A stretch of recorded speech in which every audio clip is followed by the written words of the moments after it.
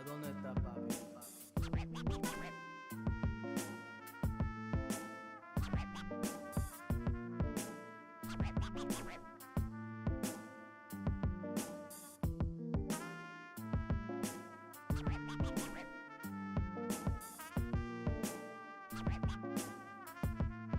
¿A dónde está papi?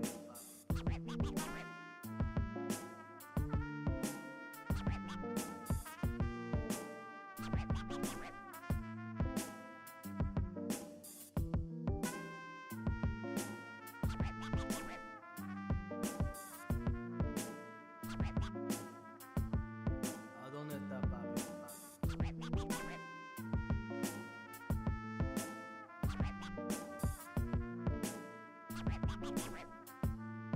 ¿A dónde está papi?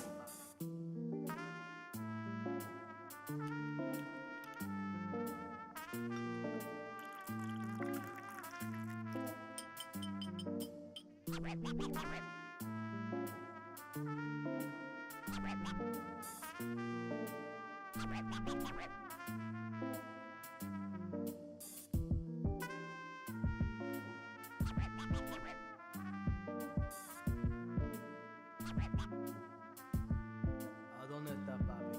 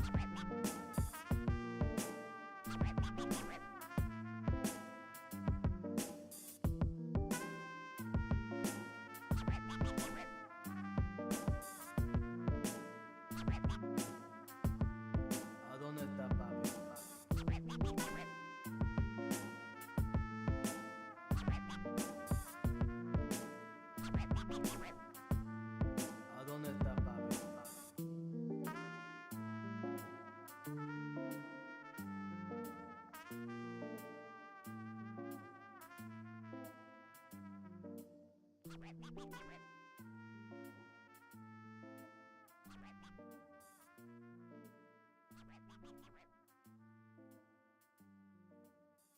dónde está papi?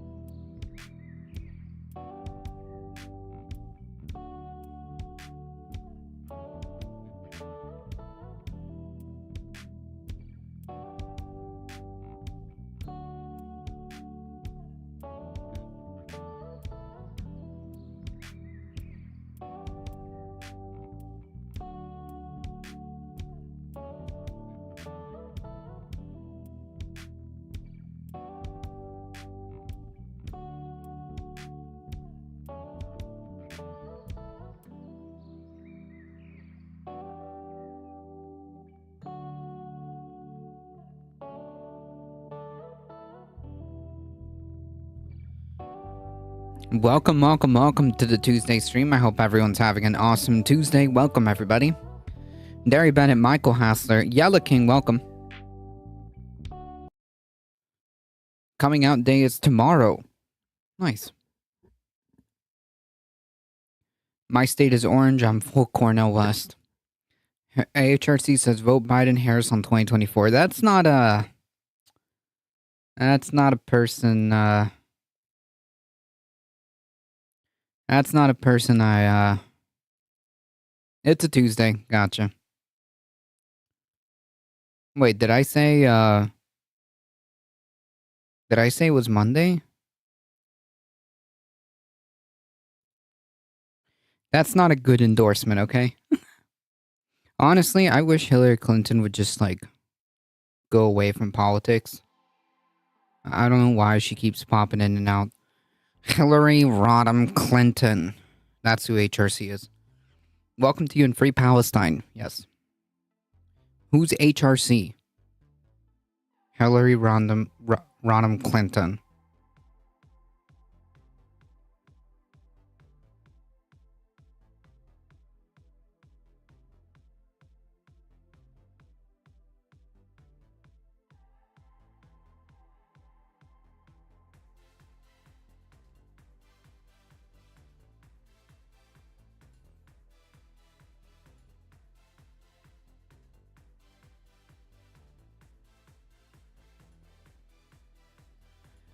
Welcome, Alio. So yes, as everybody probably knows, the situation's pretty.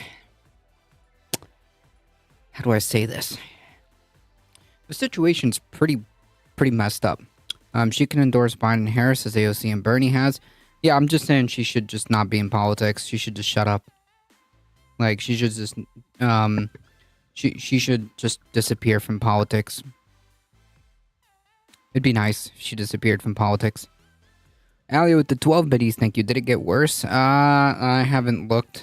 But she'll go away when Monica gets a Senate seat. Monica Lewinsky? Oh man. I don't know if it's gotten worse in the last couple of hours. But it doesn't seem great. Not good. One could even say it is unpoggers, not poggers.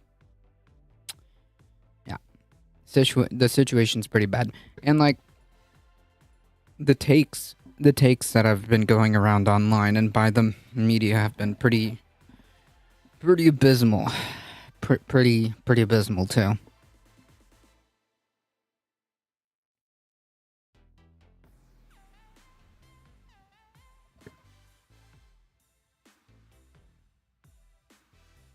People are bloodthirsty. Yep, it's like it's like 2001. National Coming Out Day tomorrow. Yes, that's true. Actually, our co-host is by.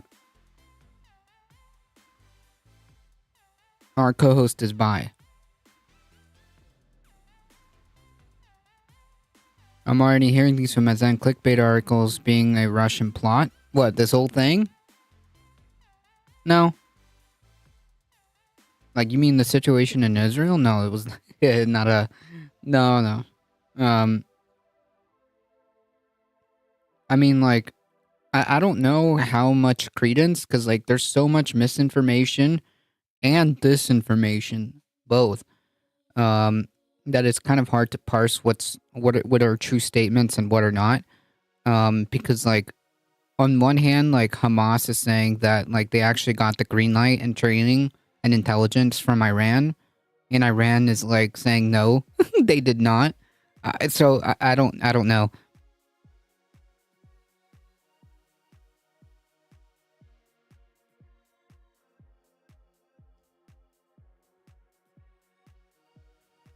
Can't believe the internet, or can you? That's the problem. And this has only been exacerbated by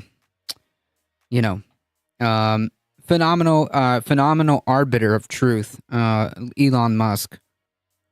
I only watch C-SPAN and London News. Yeah, it's really hard to get like an actual like good reporting on what actually is the situation down there, unless you're like an actual reporter down there reporting the news, just like saying what's going on there. Hey, Cosmic Seeking, how's it going? But yeah, it's really hard, and like the media also has its own problems. And just going on social media is just like it's not an option, okay? If you go on social media and try to get like some good like coverage, it's difficult. I'll leave it at that. It's difficult.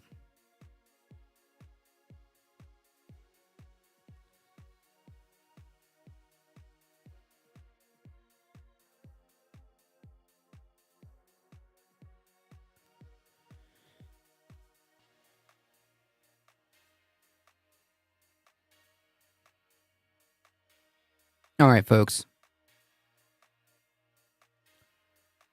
We need to get started. We do have a few things to go through, so yeah.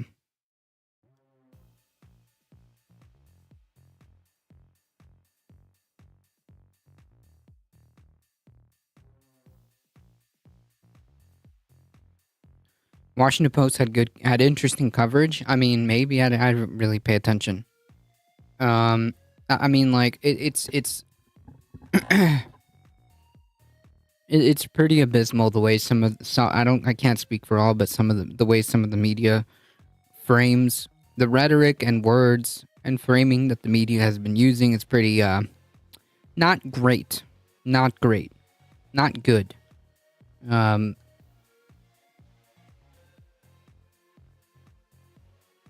I mean, you could just see like some of the headlines, like the way they describe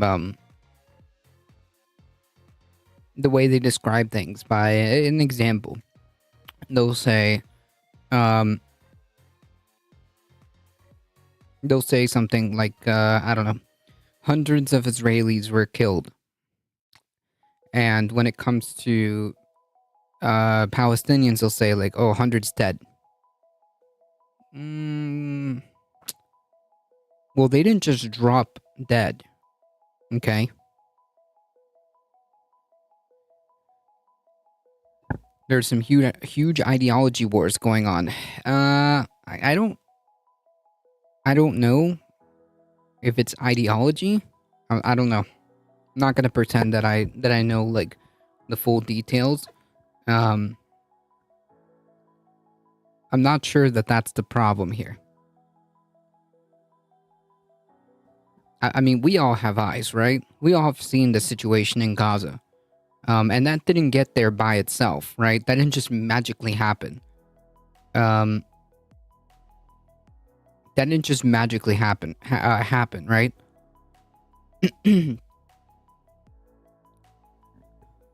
People are getting held hostage and killed. Yeah, yep. That's the thing that's happening, and it's horrible.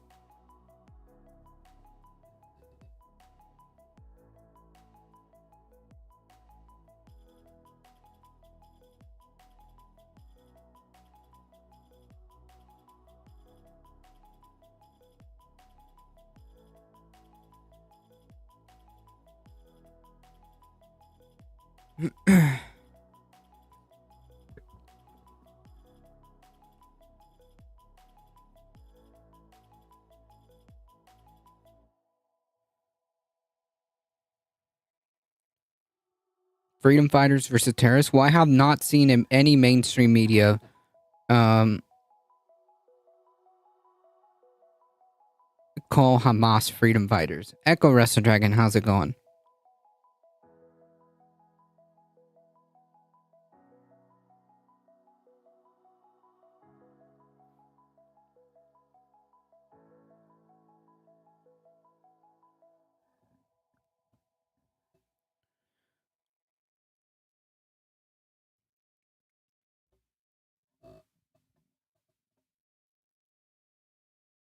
I don't wish to be mean, but Israel's not closing down. Does Hamas have a good reputation? It's not about like, it's not necessarily about like Hamas. It's more like, okay, um, I think Matt Leck had a good take on this, the way I see it. Let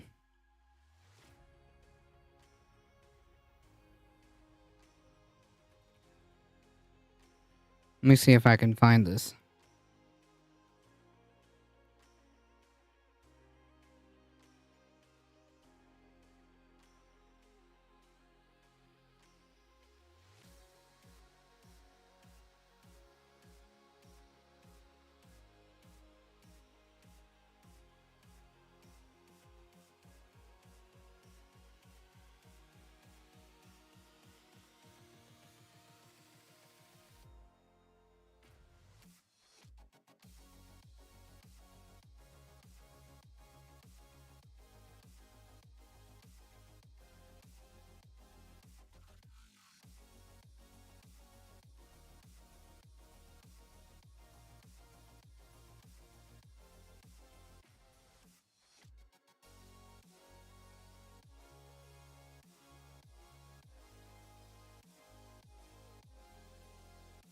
Does anyone have a dummy version of what is happening in the past? Because in the past years, I haven't really paid attention. Like, what's happening in the whole, like, Israel situation? Um,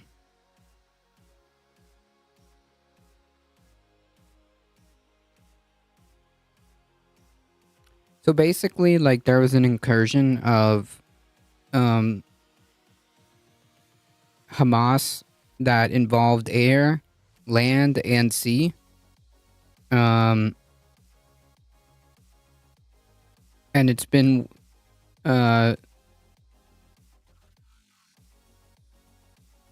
it's basically like now what, couple days now of just like fighting. um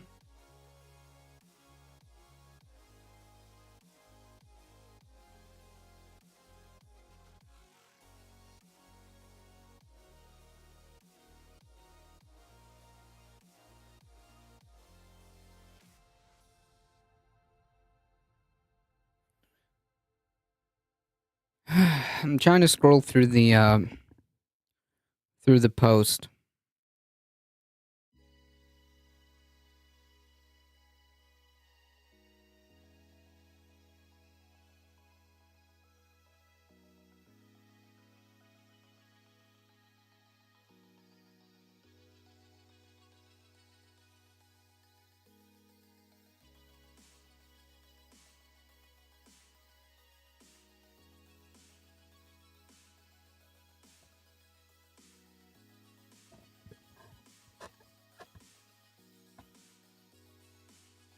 You have to go back to 1945 when the Holocaust victims were sent into Palestine and the creation of Israel. Yeah, but no, I'm talking about this situation right now.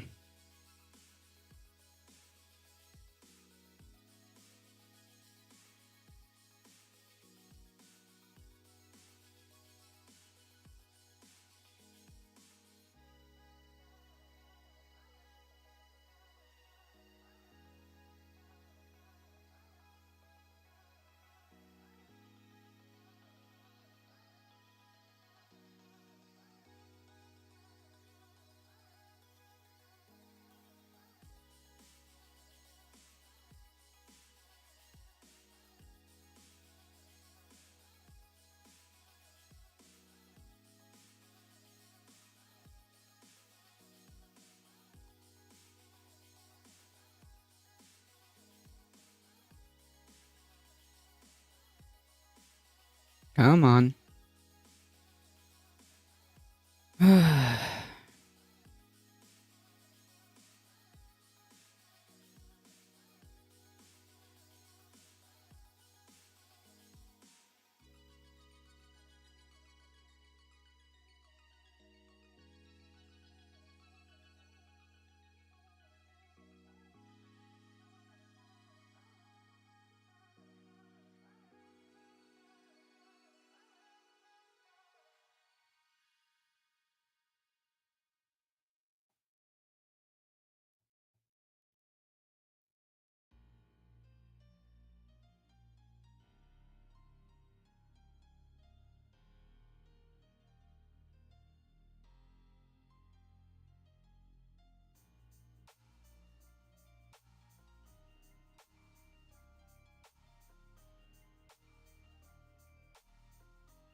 Anyways, I can't find the tweet.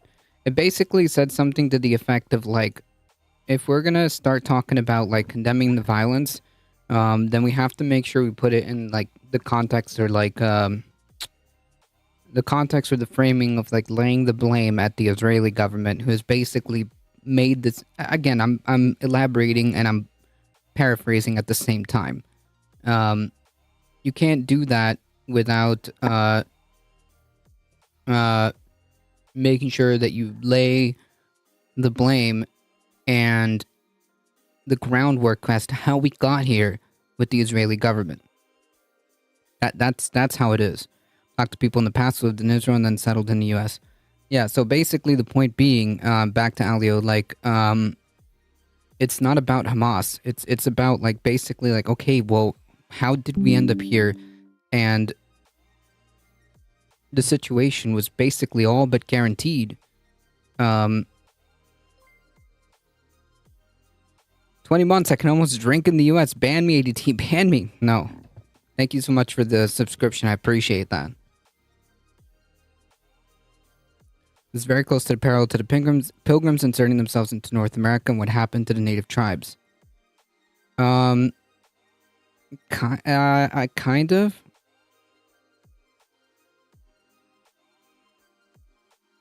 I don't know if that's the parallel that I would use. I don't know. But the point being is that like the Israeli government all but ensured that a scenario like this would inevitably happen, right? I mean, like how many years has it been since they've like essentially reduced aid of any kind, any type of humanitarian aid? It's been about what, 16 years? 16 years. Um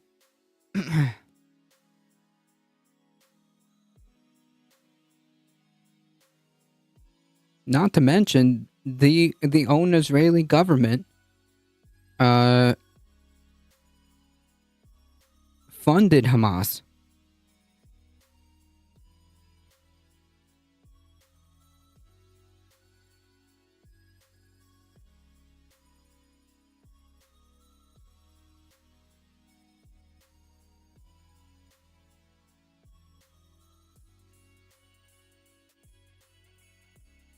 Like people are pretend well, some people um are pretending like this just kind of happened.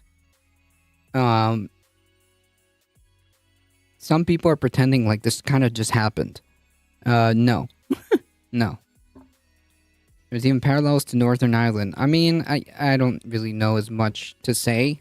Um and the US since 1947 supported Israel, now supports Israel. Yeah. Yeah. And the US also has given unconditional aid with no strings attached. Uh while Israel has done the actions that it has done against Palestinians. And that's not okay either.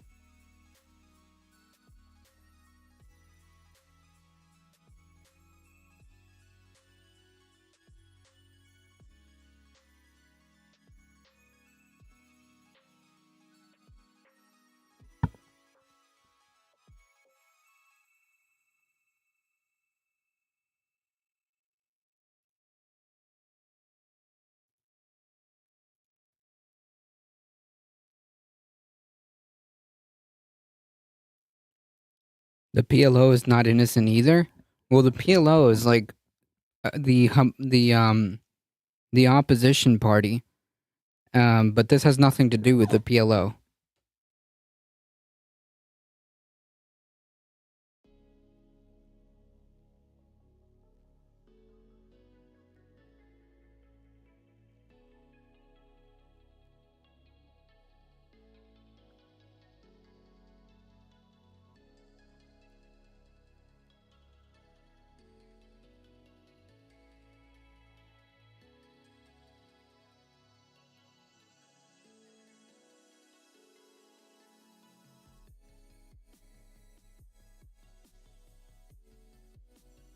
There have been invaders, warfare, and oppression since the year dot. Are you just saying in general? Yeah, and?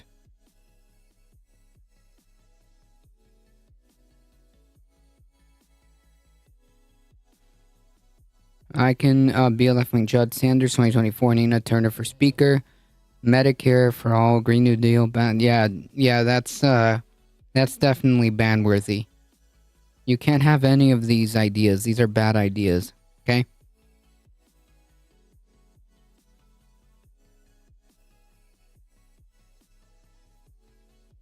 Anyways, if you if you want to know what's going on, just like try to like look through different sources of mainstream media. Do whatever you do, do not go to Twitter and do not go to like social media, because whoo boy, my brother-in-law was an ambassador with the PLO in London and Vienna and was a friend of Arafat. I didn't know that. That's interesting. Welcome, Sharpie Diesel. Anyways, yeah, so Echo Resto Dragon, if you want like what's been going on, like the worst thing that you can do is go on social media. Um yeah.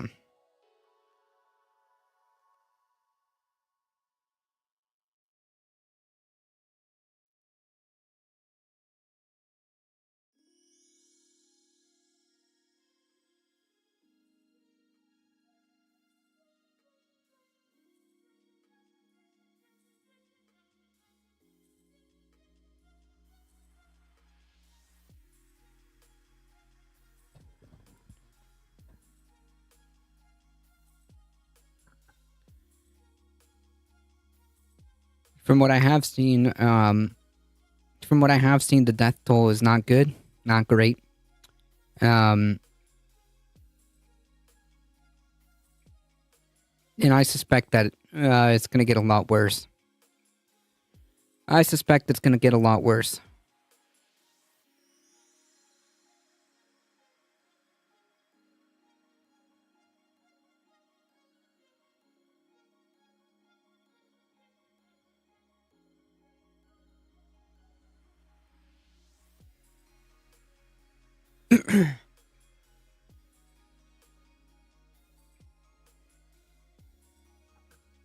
What I've yet to understand is like how the Israeli intelligence supposedly were told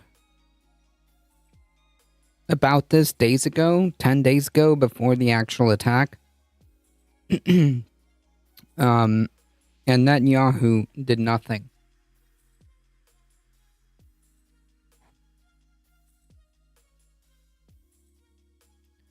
It's like the whole region's getting tired of waiting for the end of days. The images certainly look like it, right?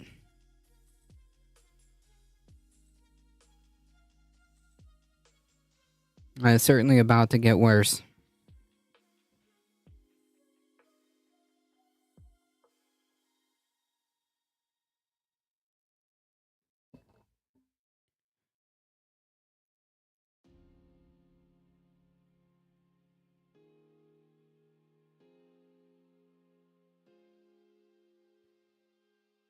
That may be an alternative fact for propaganda reasons. I don't know. What reasons would the Egyptians have to lie? What reasons would the Egyptians have to lie?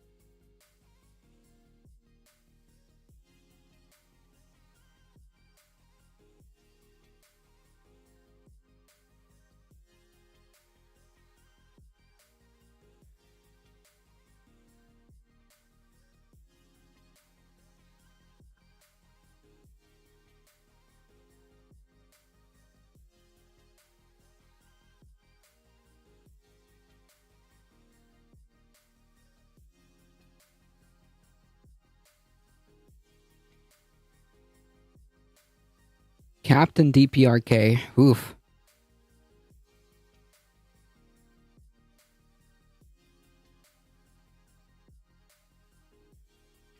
The Egyptians need to do CYA because they shut the border. No, they shut the border after the fact as a response. Right? Or do I have that wrong? I don't quite know, to be honest.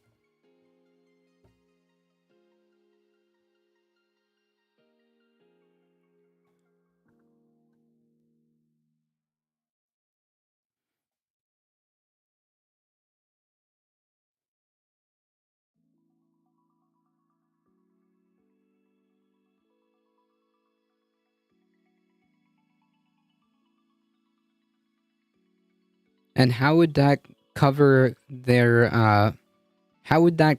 behinds?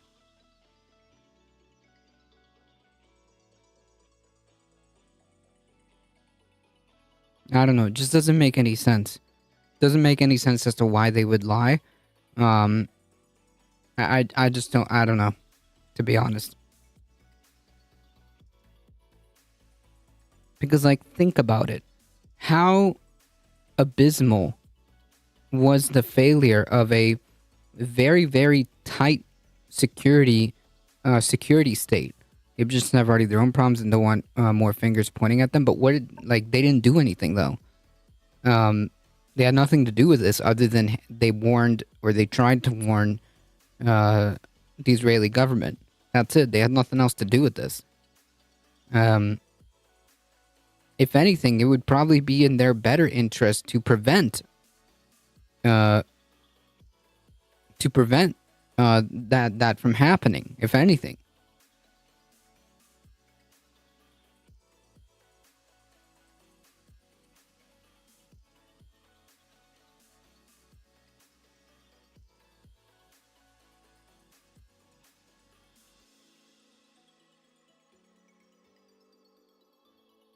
We may never know how this started. No, Hamas told us. Well, again, I don't know, because Iran says they didn't. But Hamas said that they've been planning this for a long time, and they've had the training and funding and whatever from Iran. That's what they supposedly said. Iran denies it, but I don't know.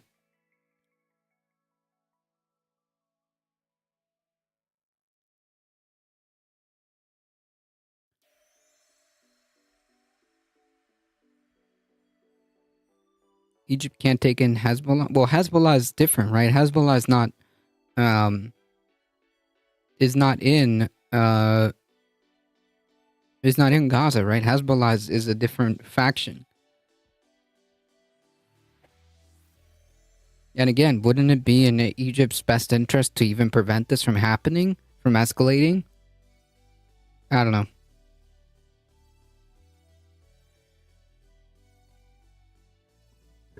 Oh, Hamas. Well, Hamas didn't want to go into Egypt.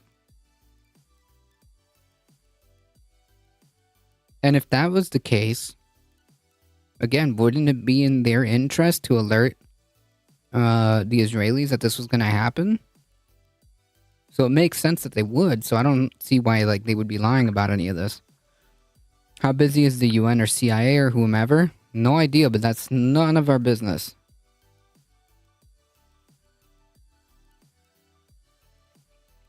It's already bad enough that we give a lot of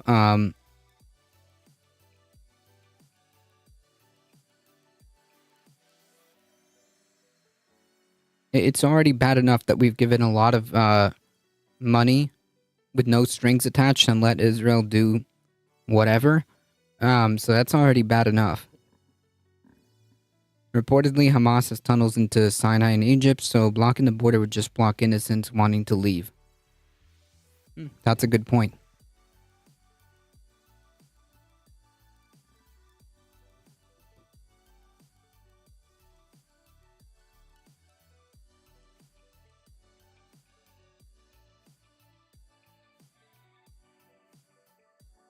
Well, that's the thing, Alio. You're going to get a lot of different information, and it's really hard to corroborate, right? But we can go by estimates, and we can go by whatever, conflagration of reports that we get, and just kind of have an idea. But it's never going to be exact, and definitely not from social media. You're not going to get anything from social media, that's for sure.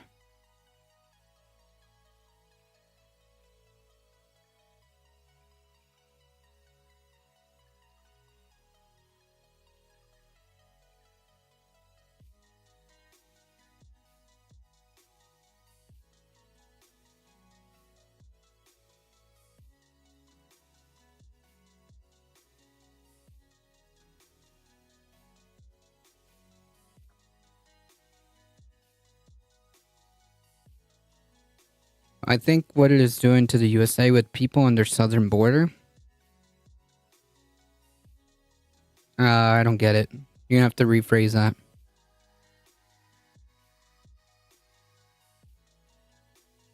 Like Egypt blocking people from their border?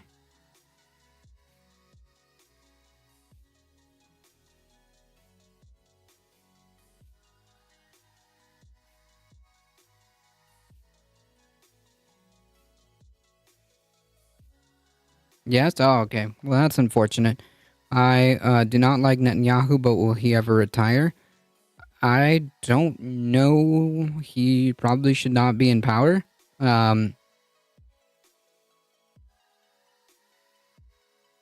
Especially given his anti-democratic stances by fudging with the judicial system, among other things.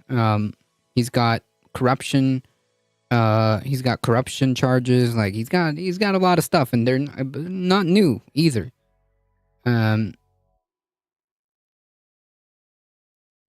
But as the U.S., again, we could, among other things, say that you're not getting shit. You're not getting aid, unless you do this, this, and this, right? Instead, we just, blank check. Effectively, there's no strings on that aid.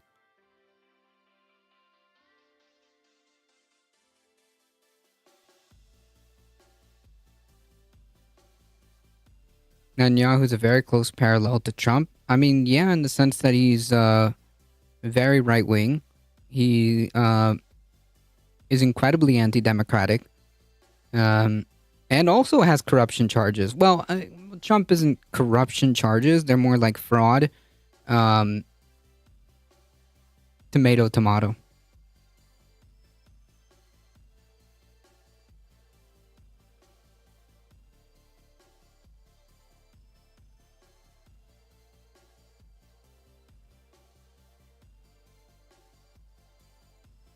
Yeah, a lot of news, that's for sure. Speaking of which, we got to get to the news, right?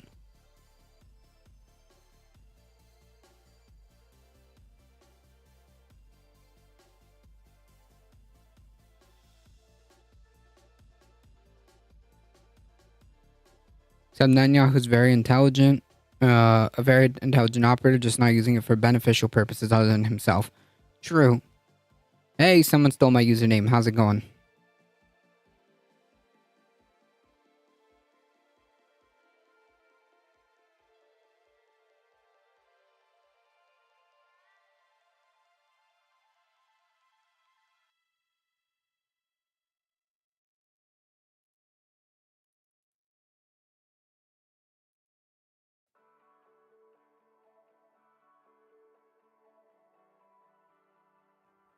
And the BS from the GOP pundits saying the New York fraud does not matter. Well, yeah, like, what, for Trump? Of course. Of course, the guy literally said he can shoot somebody in Fifth Avenue and they'd still vote for him, right? Like, I know I bring this quote up a lot, but like, yeah, they're saying that the fraud doesn't matter. Of course they do. They'll perform whatever mental gymnastics necessary. They'll say that this is all just a witch hunt, whatever it is, whatever excuse. Trump in New Hampshire, Trump's dude speak. That was funny. I didn't watch it. There was nothing new to learn. Like, I stopped watching Trump speeches. I stopped covering Trump speeches a long time ago. There's nothing to learn from there. It's the same stuff.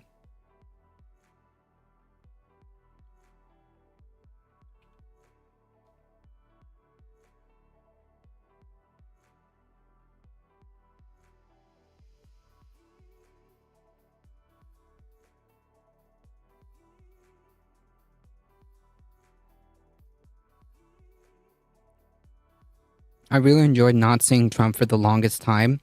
Same. Then I think you watched a skit cartoon about him? Probably. Trump saying, yes, Gway, come on. I think it was here. Maybe, maybe not. I mean, it's quite possible. I covered during that time a lot of Trump speeches, or at least like got through bits and pieces of it. But now I just don't care. I don't care because I already know what the repertoire is, like verbatim, to the point where I can literally like almost guess what he's going to talk about and lay out the talking points because they're all the same. The talking points are the same. It's boring, and we've already done it. Stolen elections, witch hunts, the radical left and sleepy Joe Biden want to turn this into Venezuela and a communist country. Yeah, whales and windmills causing cancer. I mean, biggest and bestest.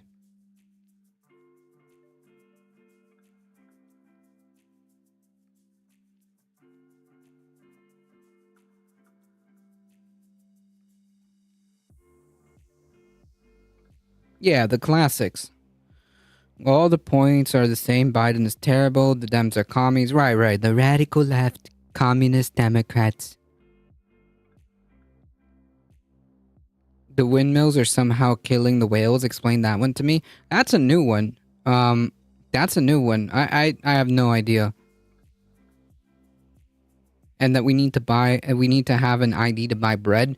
True. Just like, in insert whatever communist country or whatever buzzword you want to use. Oh, that's old? One whale swam into a windmill? How does that work? Make it make sense. I didn't even know that was a thing. Call that evolution? Oh, man. I'm just memeing. I mean, listen, if you've got a presidential candidate talking about whales and windmills, I mean, like, I don't know. To me, that sounds like a thing he would say, okay?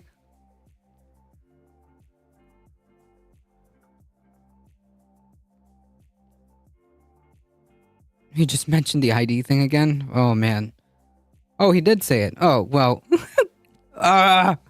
It's hard to separate. Okay, wow. Anyways.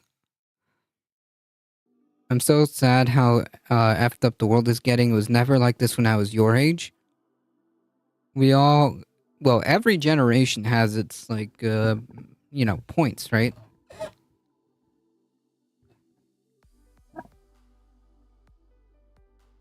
Wait, are the windmills in the oceans and the whales jump? I don't know, WolfClan. I don't know. I don't care what Trump said well before he became a game show host. All I need to know about Trump is he bankrupted multiple casinos. Watching pigs eat slop is more interesting. To be fair, I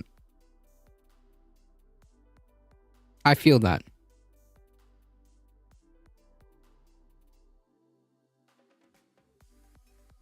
He is a living parody. That's true.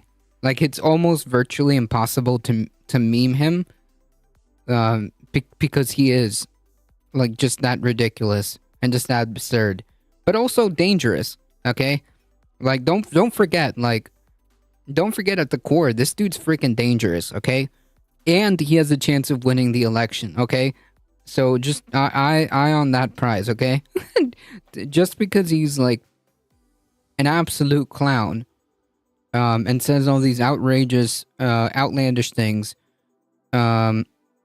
he absolutely can win the election. He does have a chance. He grabs him by the butt for real. Yeah, I believe that. I don't think he was lying. Pirate Ninja, how's it going?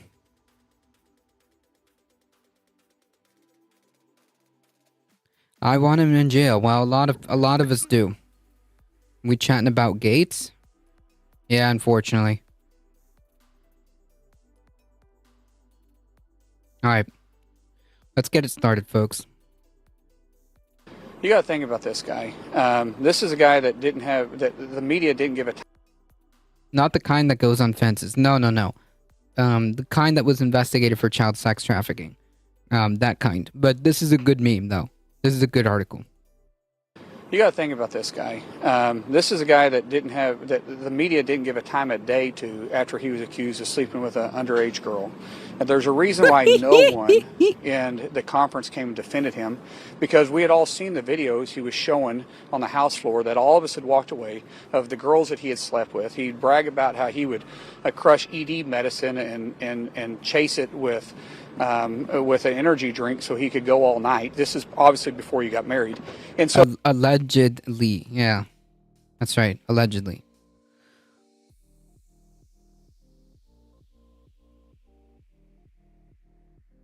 Is this it? Trump claims wind farms are driving whales crazy. Here's what the fact check. They really need fact checkers? Oh, before he got married. Oh, yeah. Good. So he's in the clear, morally, according to this Republican. Do we really need fact checkers on this? Is that like do we really need that? When you have auto glass damage, trust Safelite. We'll replace your windshield and recalibrate your advanced safety system so automatic emergency braking and lane departure warning work properly. Whoa. What did Gates do? He had sex with a 17-year-old in Florida, legal age 16. This one is my personal favorite. No, I think that he allegedly paid paid for it, and I think that if you transport or bring, because I think he bought like a ticket or something, that's like trafficking. Yeah.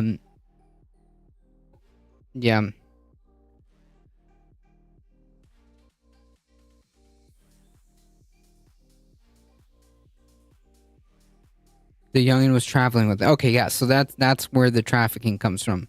Yeah, he paid for the airfare, which you cannot do. And I think he was way above the whole Romeo and Juliet statute. Okay, it wasn't like a 16-year-old and like an 18-year-old Matt Gates. Okay. Not to mention, as Cheeseburger Freedom Eagle just pointed out, somebody went to jail for this. Okay.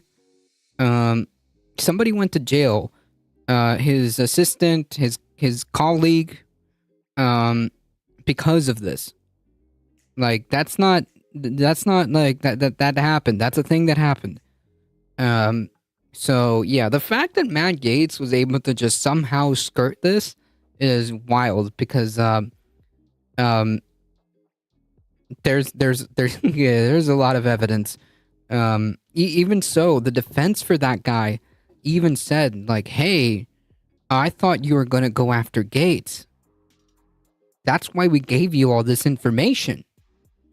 And nothing as of right now has come of it. I'm not sure if that investigation is still open or what. I'm actually not sure. That's right, and Holtone have them money for school on Venmo. Yep. Let me just play this for our audience. There has only been, listen to this, one such whale killed off the coast of South Carolina in the last 50 years. But on the other hand, their windmills are causing whales to die in numbers never seen before. Nobody does anything about that. They're washing up and show. I saw it this weekend. 3 of them came up. You wouldn't see it once a year. Now they're coming up on a weekly basis. The windmills are driving them crazy. They're driving... Oh yeah, I forgot. Well, okay, so hold on. The claim is that they're driving them crazy. Apparently, whales can... I don't know. I don't know. The fact that, like, CNN even had to, like, make a fact checkers segment on this is unbelievable to me. Because, like, there shouldn't be a segment. Okay? Like, there shouldn't need to be a fact check. Trump claims windmill farms are driving whales crazy. Like, it's just like, it just doesn't make any sense. They're driving the whales, I think, a little batty. I mean, I don't want to laugh because it's kind of, dare I say, crazy. But the windmill story is almost like his Sir story, that he brings it up all the time. He hates windmills. This man hates windmills, hates wind turbines. So I looked into this. I'm not an expert on whales or what makes them. Don't worry, guys. I looked into this. It turns out, bro, are you serious? Don't worry, folks. I looked into it, and it turns out that Trump was lying about the whales going crazy because of the windmills. Phenomenal stuff. Thank you, CNN fact checker. Mouselander, how's it going? Welcome.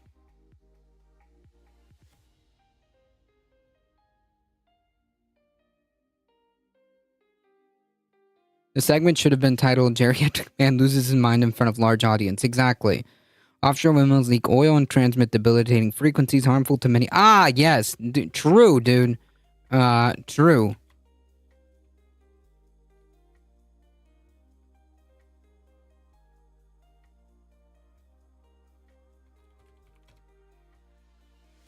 Very true.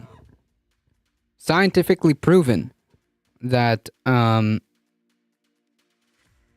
windmills leak oil.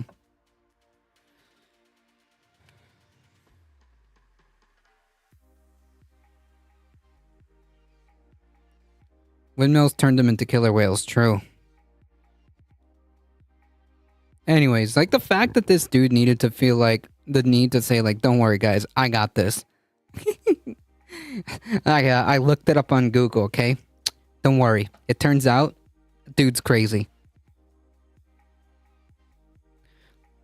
I did a Google and wiki search expert now. True. I'm crazy or not crazy, but I can read and I can tell you there is no evidence that offshore wind installations are killing whales or driving them batty, as the former president says. Now, there are some mysterious deaths. We know some are caused by things like them getting entangled in fishing gear, by striking vessels.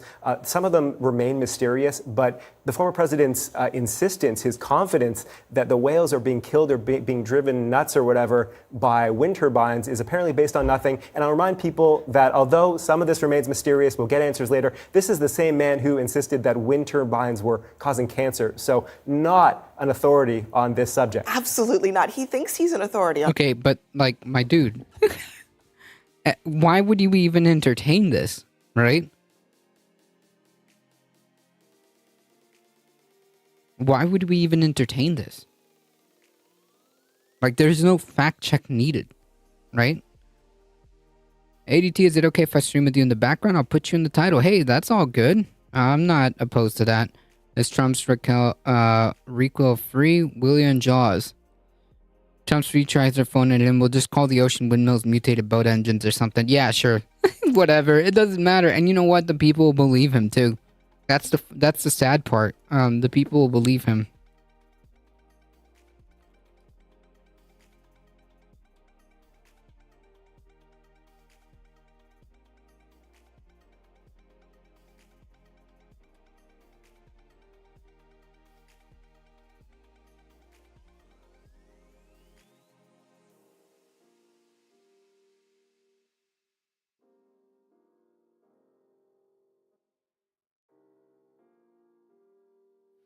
Trump talks about windmills killing birds like cats don't exist. Yep.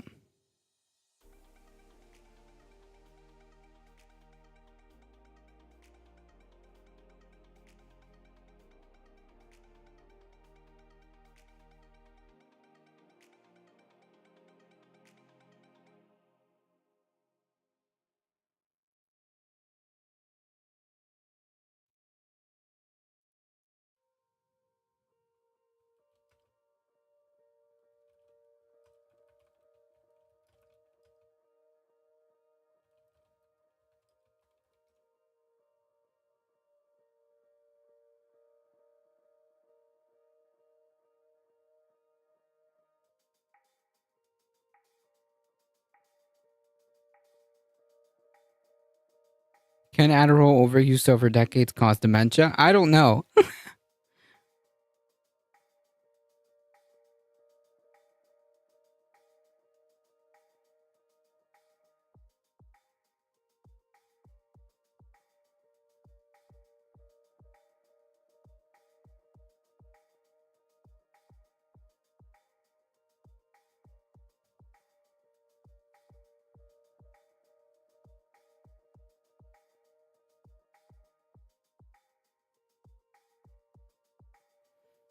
Yeah, I mean, like, you could have just gone to the, like, authoritative source, but, yeah, I mean, there's no scientific evidence that noise resulting from offwind shore could potentially or cause mortality of whales. There are no known links between large whale mortalities and ongoing offshore wind surveys. So, yeah, I mean, like, this is like, yeah, we know. Also, correction, windmills actually do have lubrication for the blades. However, oil leaks are incredibly rare, and again, do have absolutely no link to the mortality of whales. So yeah, small correction there.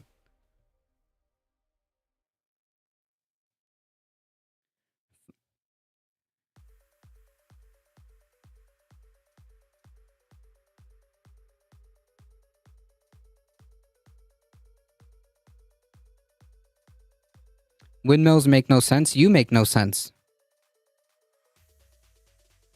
Anyways, phenomenal stuff from CNN. Really, really giving us riveting reporting. Thank you, CNN, for fact checking the ridiculous claim that windmills are driving whales crazy. Thank you, CNN, putting in the work so that we don't have to. Anyways.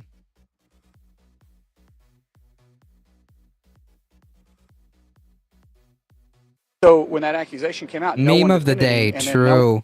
Meme of the day, indeed. One on the media would give him a time of the day. All of a sudden, he found fame because he opposed the Speaker of the House back in November, and he's always stayed there. And he was never going to leave until he got this last moment of fame by going after a motion to vacate.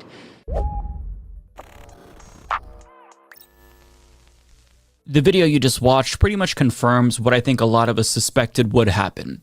Matt Gaetz is getting Cawthorned by the Republican Party. Now, to refresh your memory, Madison Cawthorn revealed that Republicans invited him to their coke-fueled orgies, and they retaliated by subsequently releasing numerous scandalous videos of him in the lead-up to his primary, and he ultimately lost. And now they're giving Matt Gaetz that same exact treatment, and this is only the beginning. Now, some Republicans are so pissed off about McCarthy's ouster due to Matt Gaetz that they're threatening physical violence against Matt Gaetz publicly. But before we get to that, I do want to look at CNN's follow-up to Markwayne Mullen's comments, along with the response from Matt Gaetz. Congressman Gaetz has never been charged with any sex trafficking crime, and he gave this statement to CNN in response. I don't think Markwayne Mullen and I have said 20 words to each other on the House floor. This is a lie from someone who doesn't know me and who is coping with the death of the political career of his friend Kevin. Thoughts and prayers. I won't lie, I think that response from Matt Gaetz was pretty funny. And I understand why he's kind of going with this scorched earth strategy.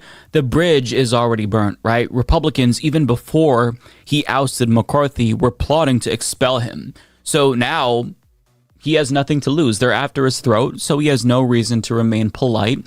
But Markwayne Mullen was not done spilling the tea on Matt Gaetz, because in a Newsmax interview, he alleged the following. The first time I ever met this guy, he walked up to me, and Kristi Noem at the time was at the podium. He was speaker, or he was elected at the time. He was a member-elect, so we was going through conference and orientation, and he walked up to me as Kristi Noem, now Governor Kristi Noem, and he said, man, she's a fine... and you can put the B word in place there. And I looked at him, I said, really? Because Kristi is a very close friend of mine. And he turned around and walked away. Later, I will say he came up and apologized for that. But he still shouldn't have said it. It was completely out of line. And this is the type of individual Matt Gaetz is. Clearly not a fan. Very concerning, as Elon Musk would say. Now, looking into this, also, like, allegedly, also, like, hey, if they knew this, like, this is so telling about the Republican Party. If they knew this and, like, are now just speaking out about it, man, that does not look good on the Republican Party. That does not look good on the Republican Party, right? Any chance Gaetz gets primaried? I don't know. Gaetz is the original Regina George. Thoughts and prayers to Kevin's career. Like, I wasn't the reason it fell apart anyways. Windmills are not sustainable. Question mark? They're literally green energy. And they've been proven pretty good, pretty efficient, especially when you deploy them in the right areas. The first fight I want to see AOC destroy Rafael Theodore Cruz. You could see that on Twitter, though. They require backup energy sources, usually coal or gas. Not necessarily. The blades cannot be recycled or seem to fail often. Not necessarily, depending on what they're made from. The energy it takes to make, transport, and install them makes many years to recoup. It also kills birds. Again, you can bypass that.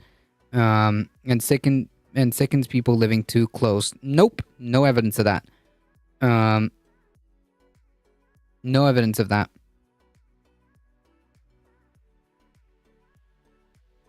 Birds aren't real. Yeah, that's about as useful as... That's about as true as a statement as saying birds aren't real. Yeah, so basically they've gotten around reducing, like, the whole bird thing. Like, first of all, when you look at it, like, in a grand scheme of things, like, the actual casualties of birds are not really that much when you actually look at the studies. And second of all, they figured out that if you paint one of the blades, you actually reduce that significantly. So yeah, that argument doesn't make any sense. Sickened people living too close, there has been absolutely no evidence, like not a single thing. There has been no studies to show that being even close to a windmill is sickening people. But you know what does sicken people? Fossil fuels. Living close to refineries and oil is actually proven to be to cause more cancer. Like, I mean, like this is something that we know because we've made studies on this. Versus like windmills, like we have found absolutely no evidence of that claim. The energy it takes to make, transport, and install them can be reduced by making them and transporting them on hand. So like, for example, I forget which country did this, but they actually had their blade installation like right at the ship port where they can just load them up and reduce the amount of energy, of fuel to get them to the place that they need to be.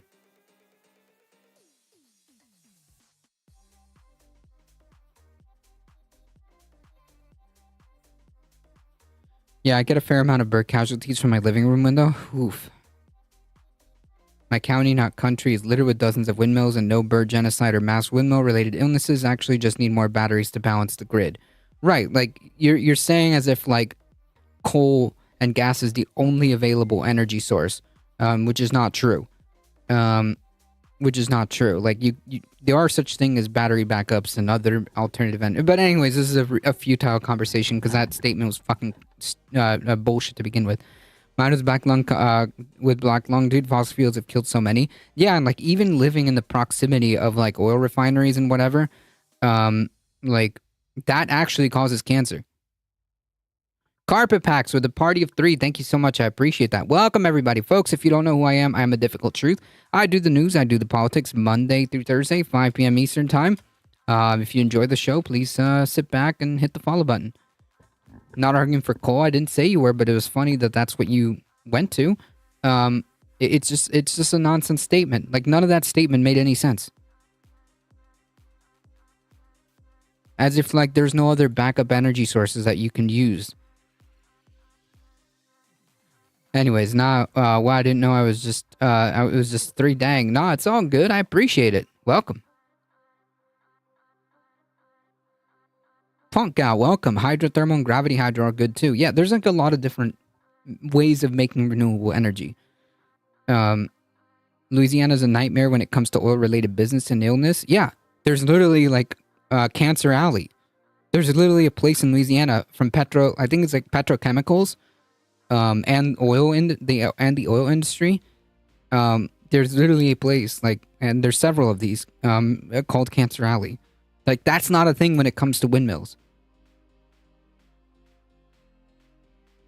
Not much. Tired from running errands today. I feel that. Even solar PV is a great cheap source. Like, yeah, like acting as if like the only thing that we have available is backup energy sources or gas and coal is ridiculous. Exactly. I just don't think wind farms is a solution. But you made up a bunch of bullshit. You just literally made up a bunch of bullshit that you got from God knows where. DoorDashing by 7, streaming by 10. Sheesh.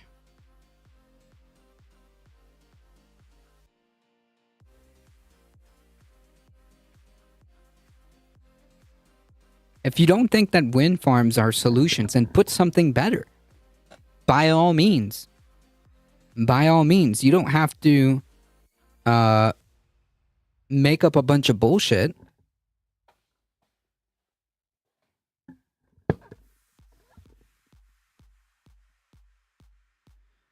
Helion 3 is the new hotness? No? Helion 3. Oh, for batteries?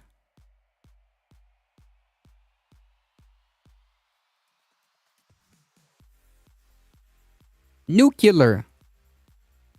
Oh, for energy production. I'm not familiar. You're gonna have to ask Conscious Canuck. I would favor nuclear over fossil fuels.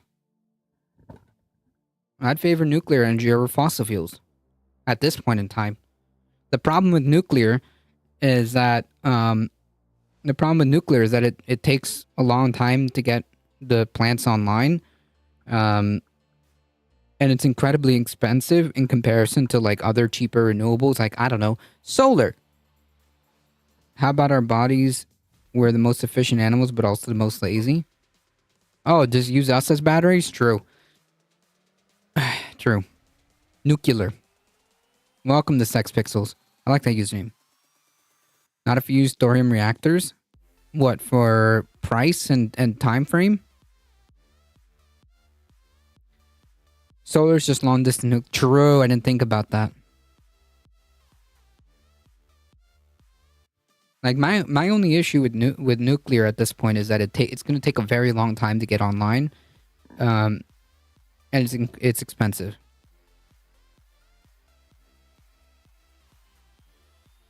When there are like, when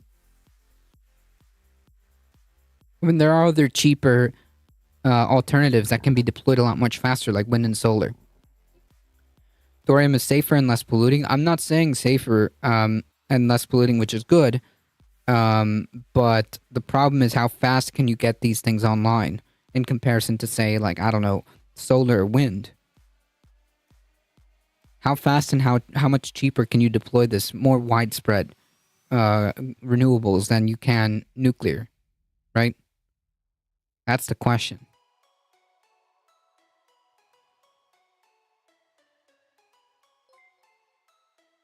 Kimmy, thank you for the follow. Matt Appreciate Gaetz it. being a misogynistic pig isn't necessarily the bombshell revelation that you'd think, because I feel like he's been pretty openly misogynistic towards women, publicly attacking them, saying overtly sexist things. But I mean, his constituents are still voting for him regardless, so I don't think that that's going to hurt him in particular. But a way that you can actually stick it to Matt Gaetz and hurt him is to expose what he said about the people who vote for him. Now, Markwayne Mullin did have something to say about that. I mean, there was many times that he would go out on news programs in the evening, and he would tell me personally, hey, I got to go sell my constituent catheters because all Oh my God. Okay, again, here's a question. Like, it's not just that the fact that he's like saying this stuff. It's not just the fact that he's like a misogynistic pig, which he is. It's the fact that the Republican Party knew about this and are only talking about this now because they're mad at him.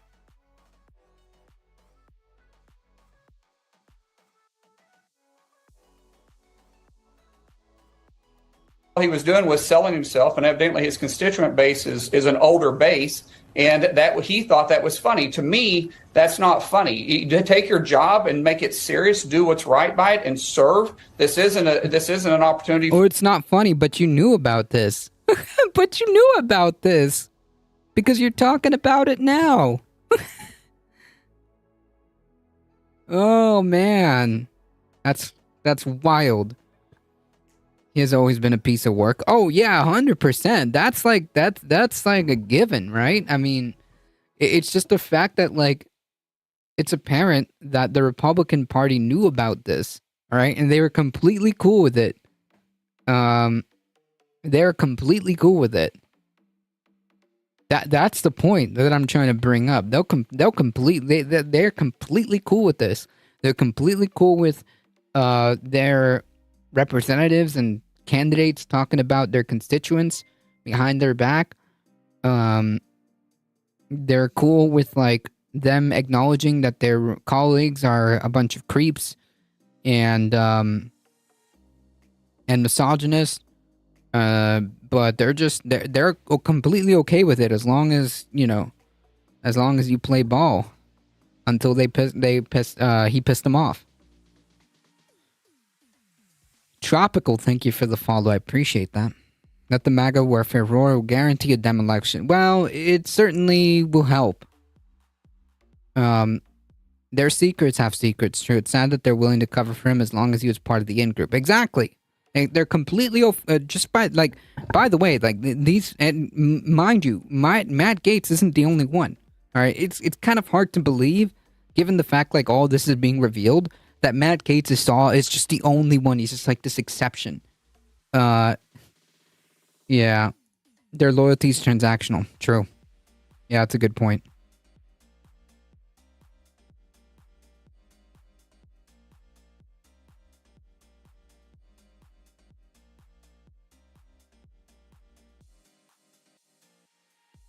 Don't use the G word. I think he didn't uphold his end of the bargain. Yep.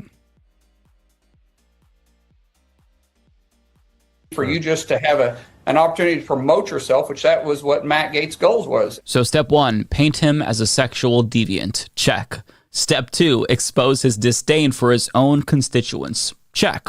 Step 3, well, put his hypocrisy on full display.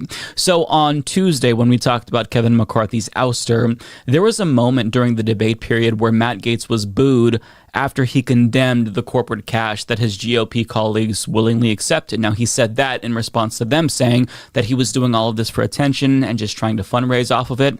And just days later, all of a sudden, after he called out their corruption, we learned that he's also courting corporate donors. Ross Story explains the Daily Beast is reporting that Matt Gaetz, who has pledged not to take money from corporate PACs, is not above courting GOP mega donors. The publication has obtained a video conference call organized by Stop the Steal fundraiser Carolyn Wren, in which... I mean, surprise, surprise. And, like, he'll still try to pitch himself as some kind of, like, you know, fighter for the American people that doesn't take any corporate money, and like these people still vote for him. So like, I don't know, this part just seems like an exercise in futility, right? Yeah, Matt Gaetz and the Republicans and the Republican Party have absolutely no principles. They don't care, okay? They don't care. Gaetz buttered up right-wing sugar daddies with off-the-record details about private conversations he'd had with former President Donald Trump. The most interesting part of the video, however, was the way Wren advised donors to use their wealth to bend Republican lawmakers to their wills. And that right there is exactly why Gaetz says that he is supposedly against these types of corporate donations. Because if you raise small dollar donations from your constituents exclusively, then you're not going to have to be beholden to these large corporations. You'd be interested to read any scientific paper on when energy is far from green. Take care and respect your opinions. Well, my opinions are mostly based on like facts, unlike the initial garbage statement you wrote. So yeah, like it's not also that like you can't accept the fact that like they're not completely 100% green, because all of this like stuff to manufacture is gonna have some kind of cost. It's still way better than fossil fuels, okay? Like, all this is saying is that, like, well, there's no point. Yes, this one, this turbine had, like, steel that's also, like, yeah, we know. Okay? We know. This isn't new. Corporations who help you get elected. But there he was at a fundraiser organized by an insurrectionist who encouraged wealthy donors to use their wealth to influence and basically buy off politicians. The exact thing that Matt Gaetz condemned his colleagues for doing. Are you still interested in a solar powered generator? Yes, I would like a solar power generator. And I've got to say, it's really interesting to suddenly see all of these leaks pop up out of nowhere, right? It kind of feels almost coordinated, because it probably is. But Matt Gaetz isn't just chumming it up with GOP mega donors. He's still soliciting donations from his own constituents. And side note, far-right propagandist Mark Levin shared this fundraising email that he got from Gaetz where he claims that McCarthy struck a deal with Democrats. And Levin pointed out that Marxist Democrats, it's funny that he calls them Marxist Democrats. You don't even know how many fossil fuels are required to build the turbine. Yeah, I am assuming that like manufacturing is going to take some fossil fuels. Here's a question, like why, depending on how you manufacture them, you can probably reduce that. Okay. Still better than running coal or gas. It's still better than running coal or gas. It's like the same like argument like, oh, why we shouldn't use why we shouldn't use an electric vehicle versus like a gas vehicle. A gas vehicle will always burn fossil fuels versus an electrified anything will have that initial cost, but then will be more objectively will be more green than its fossil fuel counterpart.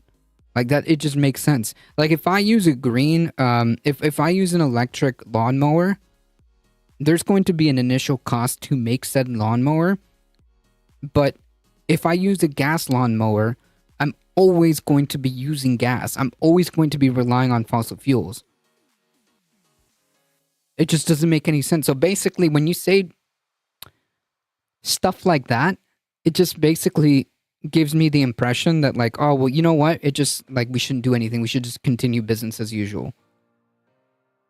Solar generators are just big batteries that don't generate anything. Change my mind. No, some solar generators are pretty decent. Hi, I have one.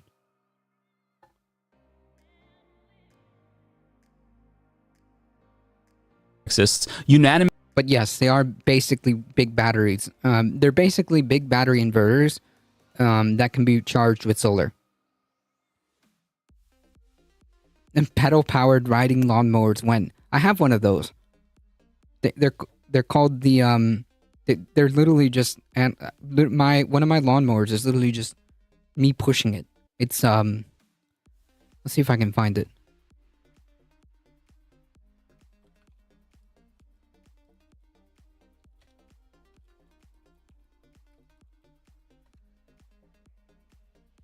Oh, it's literally this one.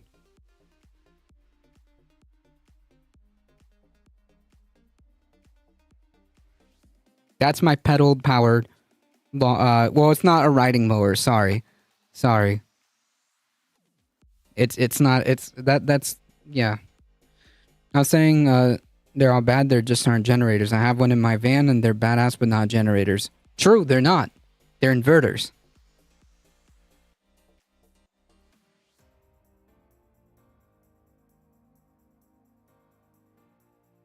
And this works just fine, by the way.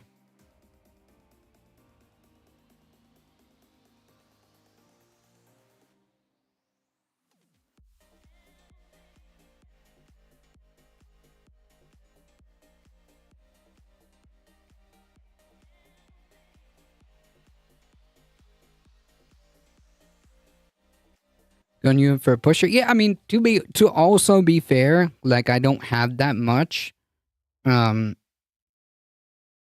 But yeah, like would I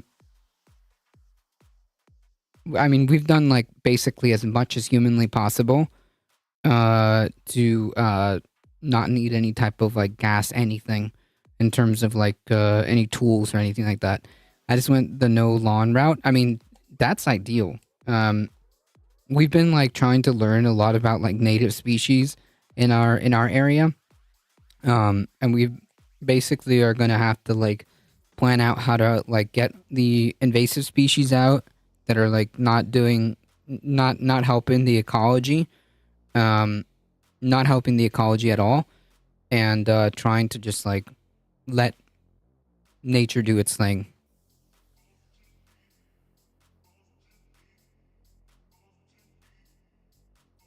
Back to you, moron. Will you vacate your seat for your shameless serial lies to conservatives and the nation? Of course not. Now, unfortunately for Mark Levin, he was ratioed into oblivion, which is something that Matt Gaetz pointed out while sharing his donation link again. Yeah, so I had to share that with you since we're already on the subject of fundraising and GOP mega donors because I thought that it was funny. It does seem as if the rank and file GOP voters are with Matt Gaetz and the GOP establishment, well, they're with McCarthy. So it's interesting to see this play out. But I assume that all of these leaks that we're seeing, the people who are all of a sudden sharing these details that are incriminating about, Matt Gaetz, I think this is probably just the beginning. But the pro-McCarthy Republicans, they're not just trying to destroy him covertly by leaking things to the press. To be fair, I don't think there's any like there's no such thing as like anti-establishment Republicans, right? Because as he just pointed out, Matt Gaetz wants to pretend. Matt Gaetz wants to put on a facade that he's some kind of like anti-establishment populist like candidate or whatever. But he's courting corporate donors in the background, so he's not really anti-establishment. There's no such thing as a Republican anti-establishment. Hey, Heat, how's it going? Mudslinging. Yeah, it's pretty good memes. Matt is MAGA. Yeah, well, he's a Republican, right? So yeah, Republican Party is MAGA. They're openly plotting the demise of his political career, and one Republican is on the record talking about how he wants to physically assault Matt Gaetz. And I'm not talking about Chip Roy again. We're talking about a different Republican. So the Hill Jesus. reports immediately after the vote Tuesday, Representative Don Bacon told reporters that Gaetz should be removed from the House GOP conference, adding he's not a Republican. Oh, yes, he is. Yes, he is. Yes, he is. Lawler, who said Tuesday that he would have hit Gaetz square between the eyes with the speaker's gavel, echoed Bacon's sentiment Wednesday, saying he believes the Florida Republican should be kicked out of the conference. Punchbowl News reported Wednesday night that Lawler said he is considering offering a motion to expel Gaetz from the group. Gaetz, for his part, is disregarding the criticism being directed toward him. Asked about Lawler's square between the eyes comment and if he expects to be expelled by the conference, Gaetz returned fire. Quote, I think that was a very frustrated person who's having to come to grips with these stages of grief, Gaetz told Bloomberg TV of Lawler. Quote, I'm not much for political violence. I don't want to hit anybody, he later added. That's bullshit. Matt Gaetz absolutely supports political violence. Punchable face if I ever saw one. Well, is Trump a Republican or both? I mean, he's a Republican. Yeah. And Republicans are pretty much in line, so yeah. If Mike Lawler comes at me with a gavel, I'm not entirely sure that would concern me, but that's not the direction I think we ought to go. I think we ought to maybe craft a budget before an attack strategy. So GOP infighting is so bad that you have members saying, I want to hit him in the face with the speaker gavel. And on top of that, Lawler wants him expelled. But he's not the only one. In fact, The Hill is also reporting that Republican Dave Joyce, who they call a moderate, which I don't think that a moderate Republican is actually a thing that exists, but regardless, he's... Yeah, like, there's no such thing. Gaetz looks like a cross between Nixon and Reagan. True, actually. Yeah, exactly. January 6th. Like, you think that, like, Matt Gaetz was against January 6th? Matt Gaetz is perfectly fine with political violence. He's more moderate than a lot of the fascists in his party, but he says that he would vote to expel all 8 Republicans who voted to oust McCarthy, which tells us that Matt Gaetz isn't the only target of the GOP's ire, and another main target is seemingly Nancy Mace. Now, Politico reports that the knives are out for her too, writing House Republicans are now weighing whether to expel Mace from at least 2 centrist-leaning groups she belonged to, as Politico first reported. Her staff was quickly removed from several internal GOP communications channels shortly after her vote Tuesday. But here's my favorite part. During a Fox News interview later on Wednesday, Mace delivered a plea for donations that she acknowledges violated House rules that bar lawmakers from soliciting political contributions while on Capitol grounds.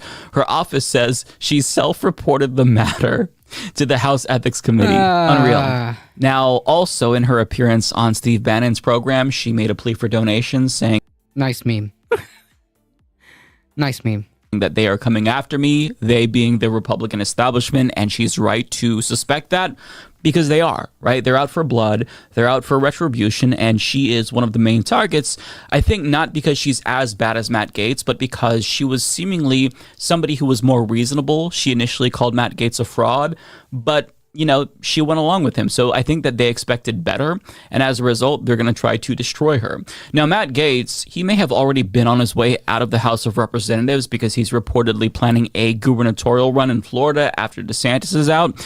But Mace seemingly has no plans to step aside. She wants to keep her seat, as far as I know. And her race is much more competitive than Gaetz's. So in terms of her, she can't be as firebrand as Gaetz, so this was a really risky move for her. But when it comes to expulsion, I don't want to make it seem like everyone is on board with expulsion, because that isn't actually the case. For example, Jim Jordan, who needs Gaetz' support for his own bid to be speaker, defended Gaetz, calling him talented, which is hilarious, and saying that he actually doesn't support expulsion. There's also an additional layer to the infighting that I didn't even anticipate. So aside from Jim Jordan, Steve Scalise is another potential McCarthy replacement who threw his hat in the ring. Which, by the way, also just to update on that, McCarthy supposedly is considering running again. Lawmakers who don't know the law or care about it. It's, well, yeah. I don't think she cares or thinks that there's going to be any consequences. He's running for Florida. Yeah. it's quite possible that that may end up being the play. But McCarthy is currently trying to destroy Steve Scalise's bid behind the scenes through proxies, according to an Axios report. And they add, quote, Scalise and McCarthy have long been viewed as rivals, with tensions spilling over into the public eye on multiple occasions in recent years. Sources told Axios it's not surprising McCarthy would not look to assist Scalise in obtaining the gavel. So the factionalization caused by this motion to vacate has really demonstrated how ill-equipped the GOP is at governing. I mean, if they can't even agree on a leader and there's this much infighting, then how can they ever accomplish what they want? And that's good, because everything that they want is evil and demonic and would hurt working class people. But I mean, just seeing this, if you are a GOP voter, how can you still support this party given how dysfunctional they are, right? But back to Matt Gaetz, because after he got the result and the attention that he wanted, well, what does he do? Immediately, he is already complaining. I can't believe this. He's already complaining about the temporary speaker that's there because of what he did. I do have to offer some pretty sharp criticism of the new pro tem of the House, Patrick McHenry. We met tonight, and he sent us home until Tuesday of next week, Eric. We should be here tomorrow working to elect a new speaker, getting onto our appropriations bills, and engaging in a negotiation with the Senate to get the government funded. But instead, whoa, these people have got to go home and cry for a week? They've got to go do a week of hand-wringing and bedwetting over the fact that Kevin McCarthy isn't speaker anymore? This institution is about more than one man. It's about the job. How about we pass a budget? So McHenry has the power of the speakership now, and literally his first act as the acting Speaker of the House was to send everyone home till Tuesday. That's moving in the wrong direction. We got to get a new speaker, and we've got to get leadership to understand a sense of urgency that your viewers and the American people all feel. I find this so incredibly funny because it hasn't been a couple of days, and he's already attacking the new speaker. Now, it's not super surprising that he... Phenomenal stuff. Phenomenal stuff happening. I love it. He doesn't like McHenry, considering McHenry is a McCarthy ally, but he's demonstrating how unreasonable he is, and thus giving fuel to the establishment Republicans who are currently trying to destroy his career by painting him as an unreasonable, unappeasable hack. So good job giving them ammunition, dumbass. But one of the demands of the pro-McCarthy Republicans is they want a change to the rules that allows just one member to spark a motion to vacate vote. And Gaetz, surprisingly, did signal support for that, although under certain conditions. Specifically, he says that he would give them whatever they wanted if they supported Democratic lawmaker Ro Khanna's anti-corruption reforms, which include a ban on political donations from lobbyists or PACs, a ban on congressional stock trading, and 12-year term limits for members of Congress. Now, I agree with these things, although not necessarily term limits, because while it sounds good on paper, in practice, I think this would end up hurting progressives more, because I don't want to see someone like Bernie Sanders get term limited out. Like, I get the demand for it because you have people in power who refuse to step down, who stay too long. But I think that in the end, it's something that would end up hurting the left more.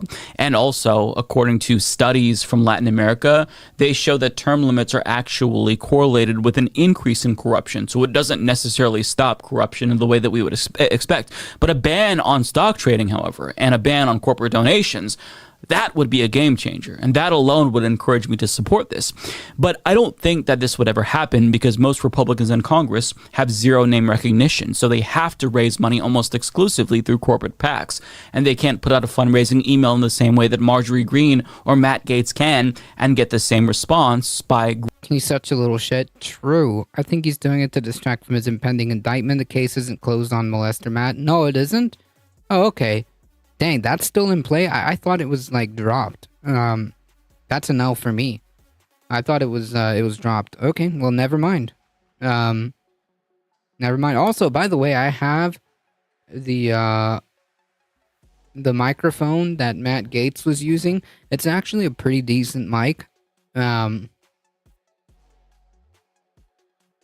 just thought that was interesting.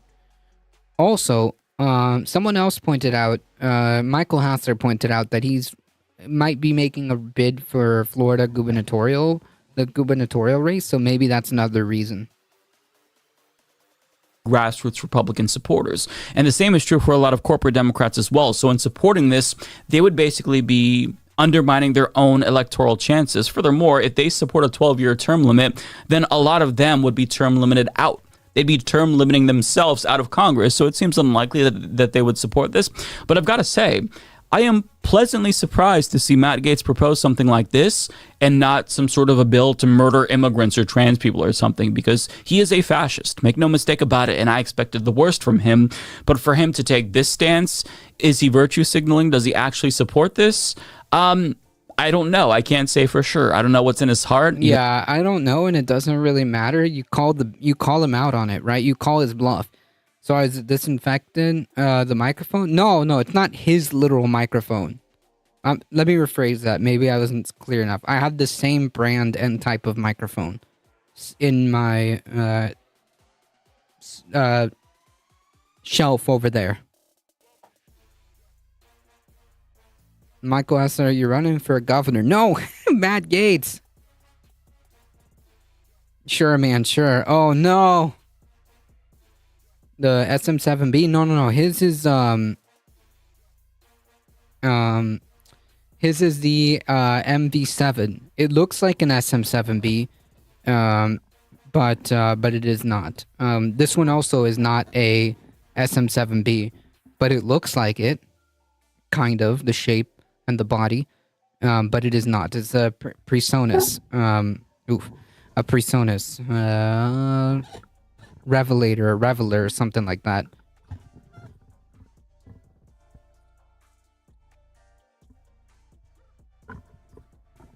I can't see right now. Everyone wants to be the 7B. Yeah, that's like the staple for like podcasting, but and granted, I think it's a great microphone. As long as you have everything with it and know what you're doing with it, it's a phenomenal microphone. It's also very good, not just for podcasts and streaming, but for like vocals too. Look, I'm actually running for president for 2045. Well, don't forget to remind us. We'll vote for you.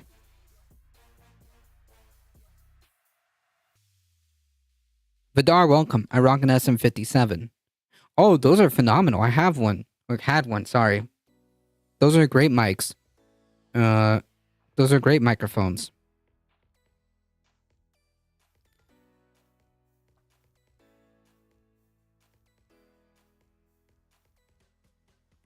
Remind me in 23 years.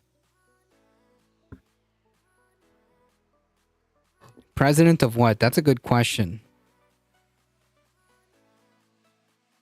Even though he's a bad person, but for him to say he would choose to undo that motion to vacate rule in favor of these rules, I think he gets credit where it's due, right?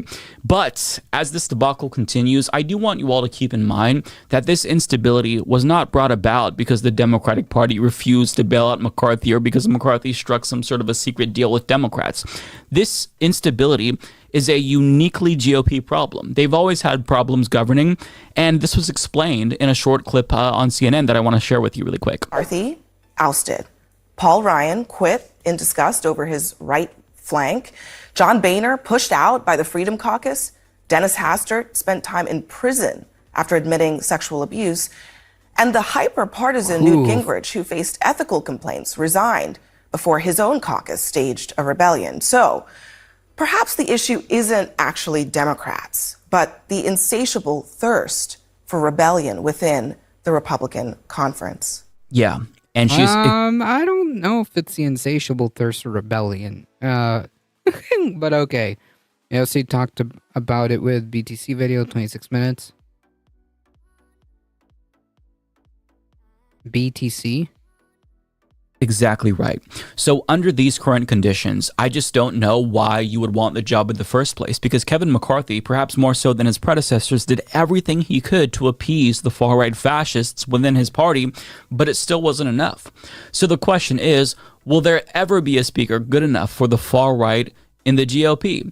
And I think that the answer is no. because rather than purging these fascists from their party, they've pandered to them for years. They've said, we are as extreme as you want us to be. And as a result, the Overton window within the GOP has shifted to the far right. Oh, gotcha, Brian. Yeah, these acronyms, like, okay. Are French toasters allowed? Yeah.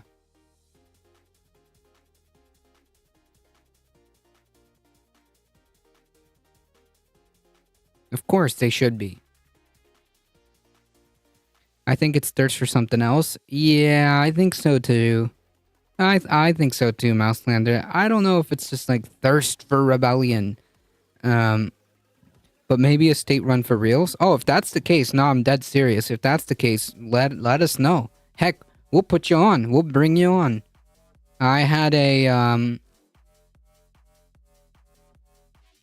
senator, or I had a person who was running for Senate in Florida. So yeah, anything drenched in maple syrup is welcome.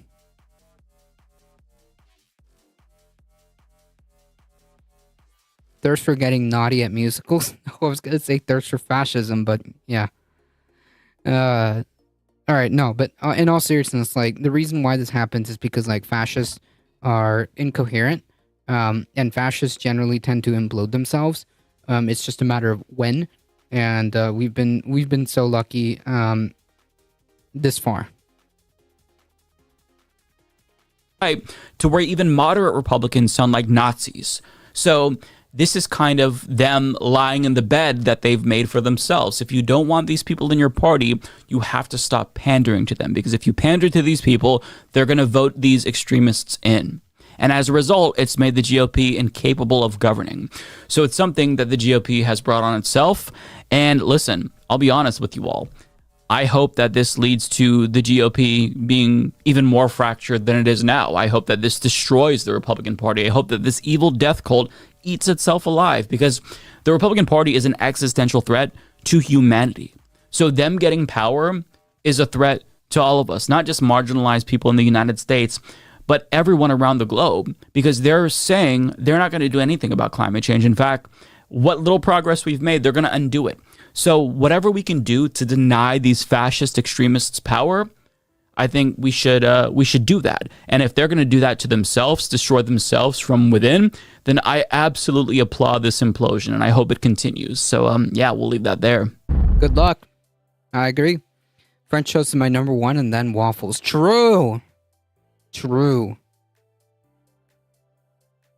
French toast, pretty good.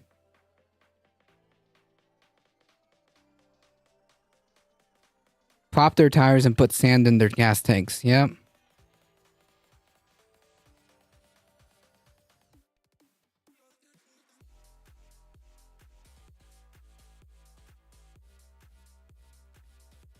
Prevent them from getting to vote at all.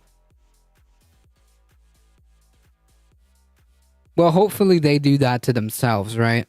Remember, if you're a Republican, as far as you're concerned, the elections are rigged, so there's no point in voting. Any love for crepes? Kind of. Danish pancake balls? I've never had that. But pancakes are good too.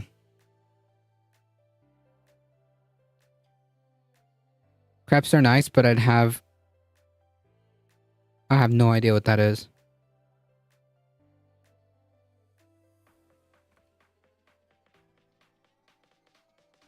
Those are the Danish pancake balls? Oh.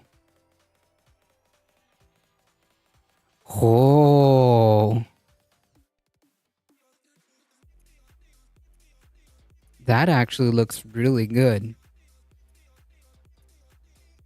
Alright, I need to get out of here. I need to close that window.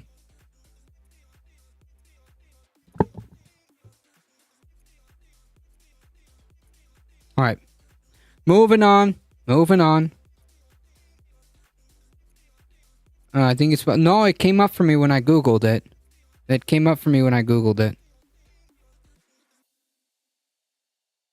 Yeah, it looks really good. It looks really tasty.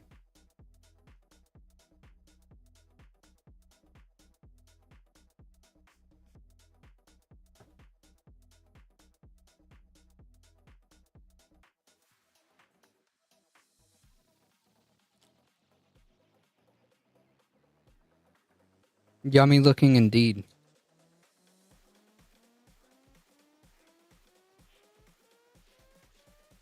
Had cheese balls in Germany on a snowy mountain. Euros know how to live. Wow.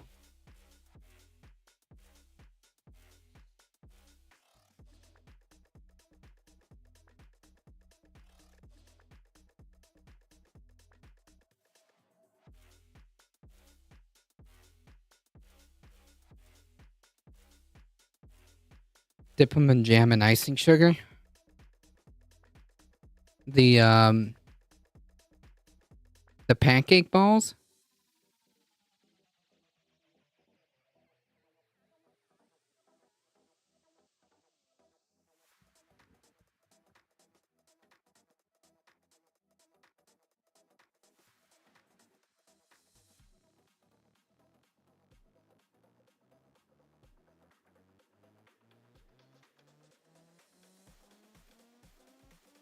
All right, folks. Switching gears. They come dusted in powdered sugar, and then you dip them in jam. Oh, I would. I mean, like elderberry. Oh, I mean, I don't know if this is sacrilegious, but I would dip them in syrup.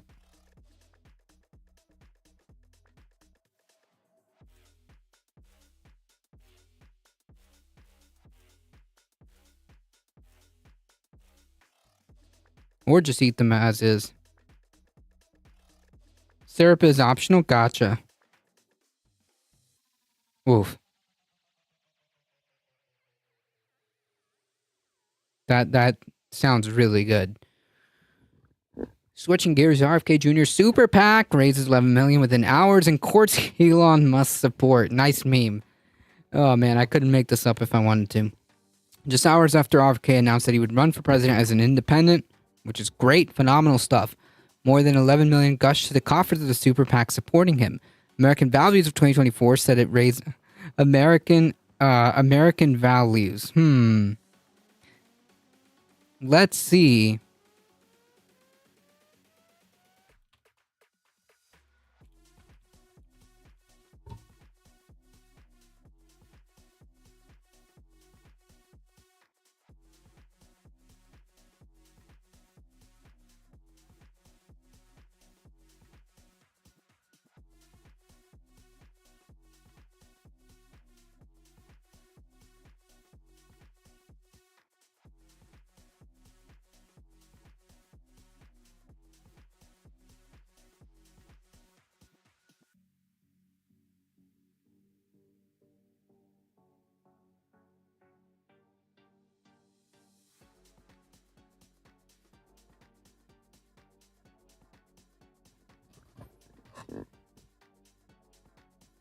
Man, why does this sound so fake?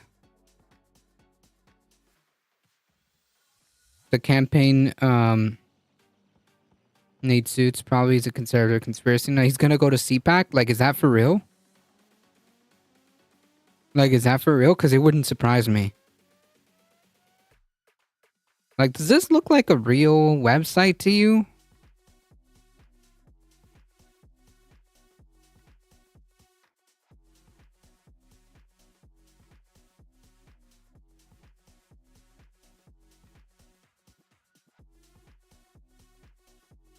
New poll says RFK can win as an independent. Does this sound?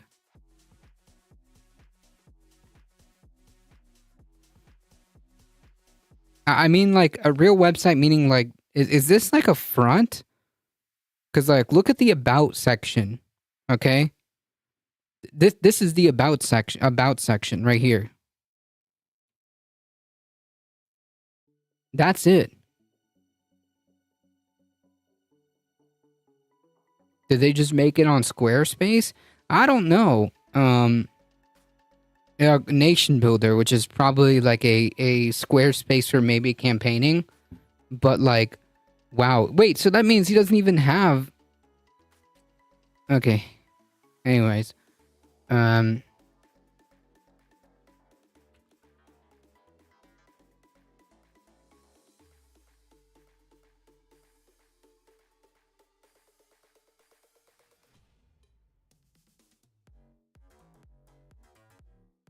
Like, this is it. This is all we have.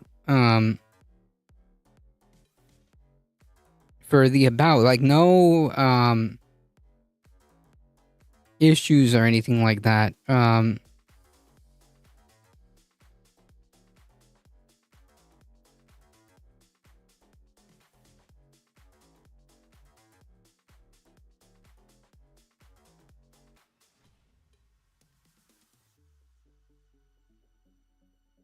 Yeah.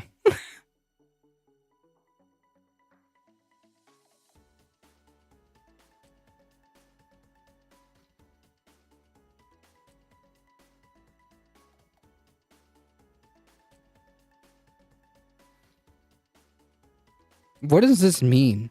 Lead the country towards an ethos of respectful dialogue and reconciliation across races, parties, and divisions. But who's making these divisions?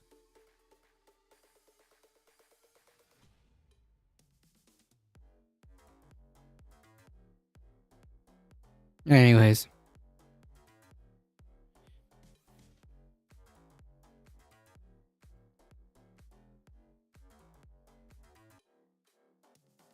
It's all lives matter stuff the way it sounded to me. Yeah, maybe. It does seem a little bit both sidesy. Is Trevor Fitzgibbon the only person that, like, posts on this?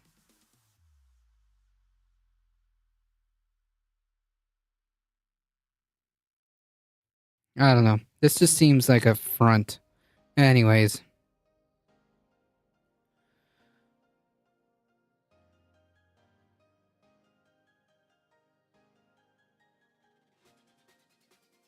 Yeah, they didn't lie. They have a website. It is a website. It is a website. That's true.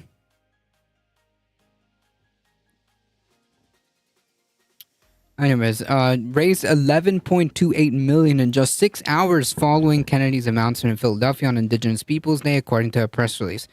Okay, so maybe, but also, like, unless that was like a really big, like, corporate kind of super PAC, I don't know about that one.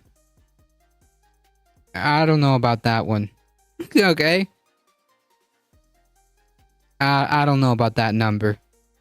In 6 hours? Sure. Okay. I think they were being sarcastic, Michael Haster. It sounded sarcastic anyways. Millions of independent-minded Americans are seeing through the most powerful censorship and propaganda machine.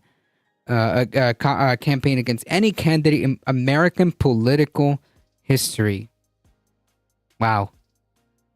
Said Tony Lyons, a co-founder of the PAC, in the press release.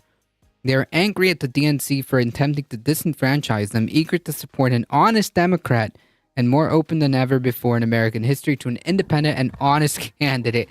Oh man, you know, it almost feels like they're doing that meme with the winking meme.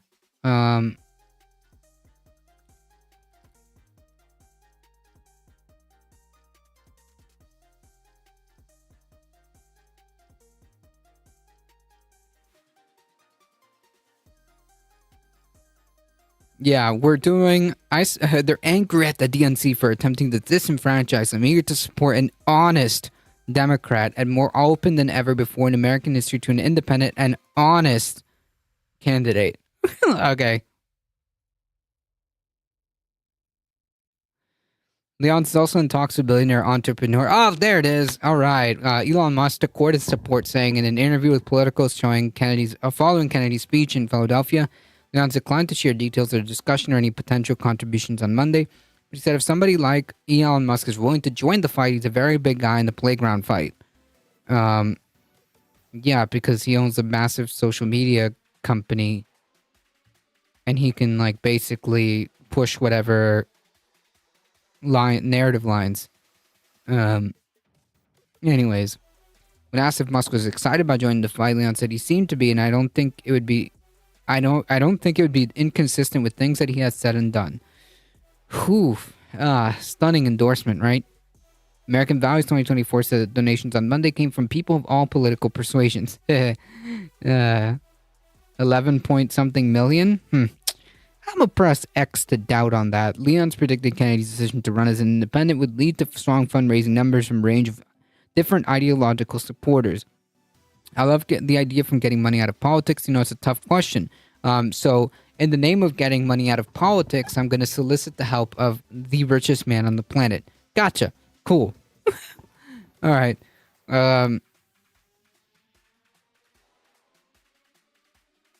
It's a tough question, said Leon's, also a longtime publisher of Kennedy's books. The PAC also raised money from prominent Democratic donors like Abby Rockefeller, but the majority of the money is given to the PAC has come from Republican donors, including Donald Trump or Tim Malone. Oh, man.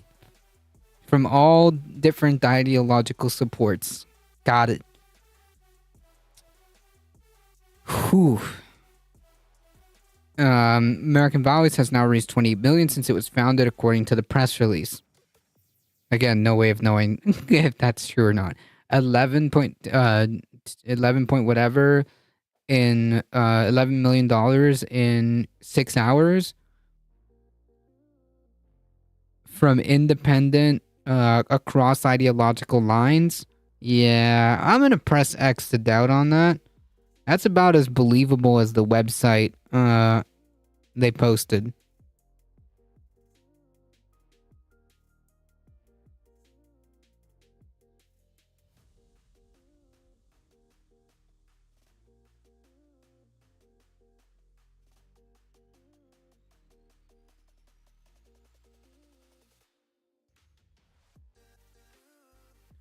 So all the nobles are banding together.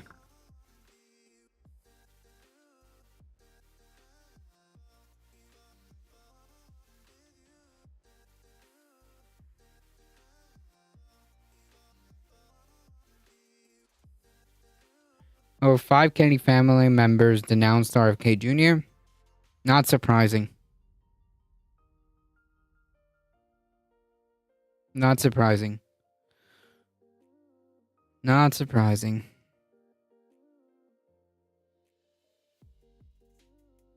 I wouldn't want to be near this radioactive family member either.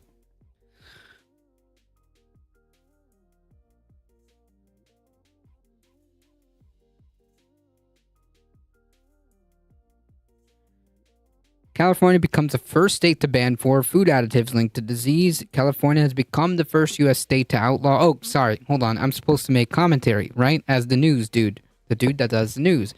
So, yeah, like, it more and more seems like that RFK, like, it's going to actually end up probably pulling support from conservatives, which is a good thing.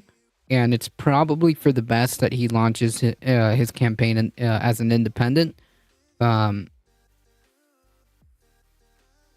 hopefully that ends up working against, inevitably, Donald Trump. Hopefully. Hopefully that's the goal. But I guess we'll see. California has become the first U.S. State to outlaw the use of 4 potentially harmful food and drink additives that have been linked to an array of disease, including cancer, and they're already banned in dozens of countries. The California Food Safety Act prohibits manufacturing, distribution, and sale of food and beverages that contain brominated vegetable oil, potassium bromate, propylbaraben, and red dye 3, which can be found in candy, fruit, juices, cookies, and more. Backwards law says doesn't mean popular products will suddenly disappear from store shelves, but rather companies will have to tweak the recipes to be able to offer the same food and drink items with healthier ingredients. Californians will still be able to access and enjoy their favorite foods, products with greater confidence in the safety of such products, said Governor Newsom as he signed the bill. The law won't be implemented until 2027. Okay. Which Newsom said will give companies enough time to revise recipes and avoid harmful chemicals in their products, which they should have been doing in the first place, ? The FDA has banned the use of red dye 3 in cosmetics in 1990 after evidence showed it caused cancer in lab animals, but the government hasn't prohibited its use in food and its ingredient in candy such as Brach's candy corn and Pez Ampez, brominated vegetable oil, and potassium bromate has also been associated with harmful effects on respiratory and nervous system, while propyl paraben may negatively impact reproductive health. Skittles will not be so red. The proposal has been a target of a false claim that California is attempting to ban Skittles. Let me guess. Conservatives, let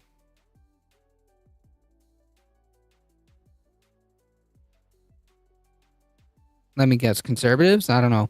Good. Thank you, California. Sometimes. Assemblymember Jesse Gabriel, Democrat, response to the bill said Skittles are sold with alternative ingredients in the European Union, where the 4 additives are already banned. It's unacceptable that the U.S. is so far behind the rest of the world when it comes to food safety. He said in a statement after Newsom signed the law. The bill will not ban any food or products. It will simply require food companies to make minor modifications to the recipes and switch to safer alternative ingredients that they already use in Europe and many other places around the globe. Too much pride in Skittles, they are sinners. In addition to the EU, countries that have banned the 4 additives in food include the UK, Canada, Australia, New Zealand, China, and Japan. A number of top brands from Coke and Pepsi to Dunkin' and Panera have voluntarily pulled the additives from their products. Nice.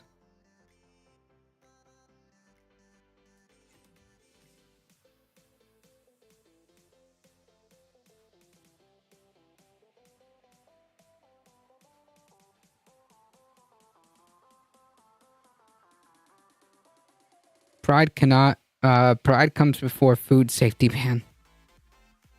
All right. I think this is probably the article to kind of set the stage for the last one. OPEC leaders to make case for fossil fuels at the Riyadh climate event. The fact that they're even there is a problem in and of itself. OPEC heavyweights said on Sunday oil and gas should not be stigmatized in the climate debate and that the industry has a role to play in an orderly energy transition. The only role the industry has to play in is removing itself. That's it. That's it. And yes, they absolutely should be stigmatized. Like, can you imagine if, like, the tobacco industry is like, the tobacco industry should not be stigmatized in the lung cancer debate? What? Okay. Energy ministers from Saudi Arabia, the United Arab Emirates, and Iraq, the 3 largest members of the organization OPEC, have gathered in the Saudi capital, Riyadh, I can't pronounce it, for the UN MENA Climate Week. 3 of us here, as major hydrocarbon producers, also have a responsibility to the world to provide the transition with enough hydrocarbon resources to make sure that we are transitioning at a responsibly priced manner. No. You are here to make sure that you make as much money and profit as possible. Okay? I buy natural Skittles. Well, certainly better than the normal ones, I suppose. Fade away with grace. I'm pretty sure tobacco lawyers have actually made claims like that. Not surprising. That wouldn't surprise me at all. So the UAE minister, energy minister Saud Mazarel on a panel that grouped the 3 countries. The UAE will host the COP28 climate summit scheduled to take in Dubai, place in Dubai between November 30th and December 12th. The summit is an opportunity for governments to try to accelerate action to curb global warming, to prevent the most devastating consequences of extreme weather following a year of record temperatures, wildfires, and drought.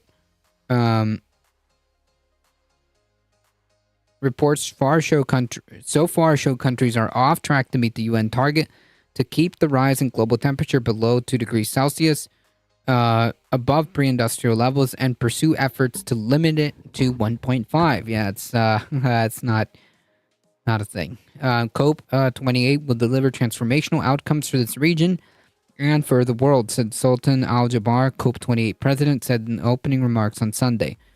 The choice of Jaber to lead the summit has drawn criticism from environmental campaigners because his country is an OPEC member and a major oil exporter, and he's the boss of state oil giant ADNOC. He has argued for more inclusive. He has argued for a more inclusive COPE that brings the oil and gas industry into the climate debate and allows it to be part of the solution through decarbonization initiatives. What does that even mean? The only way that the oil and gas industry is part of the solution is by ceasing to exist. That's it.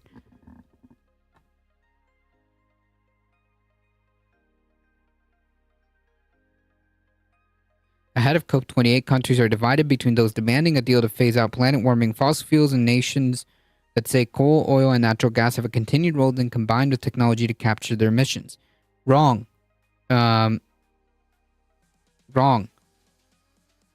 The scale and cost of carbon capture technology is not there, and it's also not a it's not an excuse. Okay? Is there time for some music? Like for a well, send it to me. We had 27 COPs, and you might be surprised to learn that 17 of them have been hosted in fossil fuel producing nations. The fact is, energy is fundamental to everyone everywhere. Energy, not fossil fuels. Energy. This is greenwashing or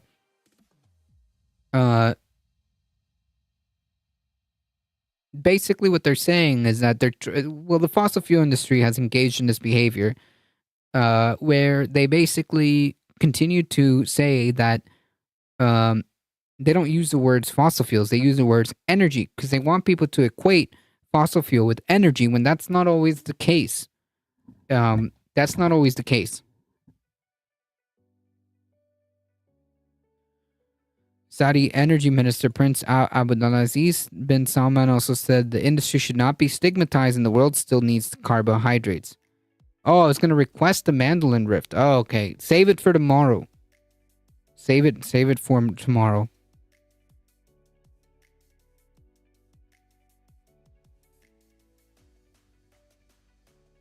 And if you can't be here tomorrow, I'll play it regardless.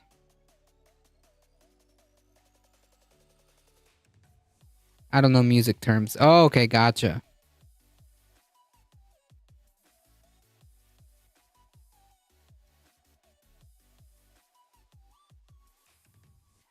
Yum Earth is a holistic organic holiday organic giggles, winter snack packs and allergy friendly, gluten free, non-GMO, and vegan. Nice. I'll get here earlier too. There you go.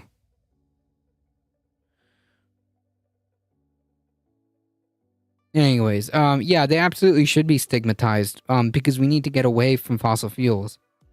There is a case for us to be in oil and gas. No, there isn't. No, there isn't. The only case is the one that you've made yourself to make money. That's it. So now that we've got this, here, remember these words. There is a case for us to be in oil and gas, and that the industry should not be stigmatized. Hey, here's a study. Climate change should drive temperatures too hot for humans. Billions of people are at risk for temperatures exceeding the survivability limit if global temperatures increase to 1 degree Celsius or more above current levels. A new study warns even young and healthy people could find it unbearably hot during part of the year. Regions in the Middle East and South Asia, ironically, these are the same people who are saying, hey, we shouldn't be stigmatized. There is still a case for us to be here. Would experience the brunt of deadly or intolerable conditions, the researchers noted. Towards the higher end of warming scenarios, potentially lethal combinations of heat and humidity could spread to areas including the U.S. Midwestern states. The study published in the journal Proceedings of National Academy of Sciences on Monday find that temperatures are increasing and heat waves are becoming more frequent, intense, and longer lasting due to climate change. I'm trying to buy healthier food. I support that. Some areas are already exceeding the limit of human bodies' tolerance for the combined impacts of heat, humidity, and sun exposure and other factors known as the wet bulb temperature. This year, the world has endured some of the hottest summers and early fall temperatures on record, with global average surface temperatures temporarily exceeding the Paris Agreement of 1.5 compared to pre-industrial levels in 2023, multiple times in 2023. But the Paris Agreement threshold isn't truly broken until that higher level is maintained for about 30 years. The study by scientists from Penn State and elsewhere warns that this could occur if significant emission cuts aren't made. Researchers modeled the temperature scenarios ranging from the Paris Agreement through 4 degrees Celsius and identified regions most at risk from heat and humidity for the study.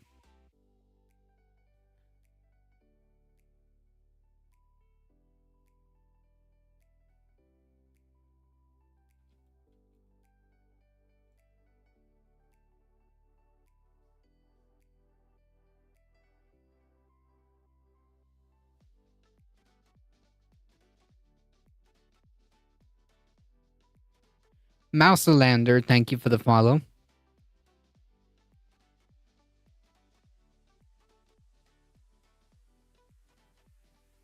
I hate how oil and gas industries are writing children's book too. Yep. But the grift is strong. Yeah, I mean, you gotta keep that money machine pumping. Researchers adopted a wet bulb temperature threshold beyond which humans have a great difficulty surviving, and use a slightly lower wet bulb temperature than the oft-mentioned 35 degrees or 95 degrees Fahrenheit, based on the notion that humans may be more sensitive to humid heat than previously thought.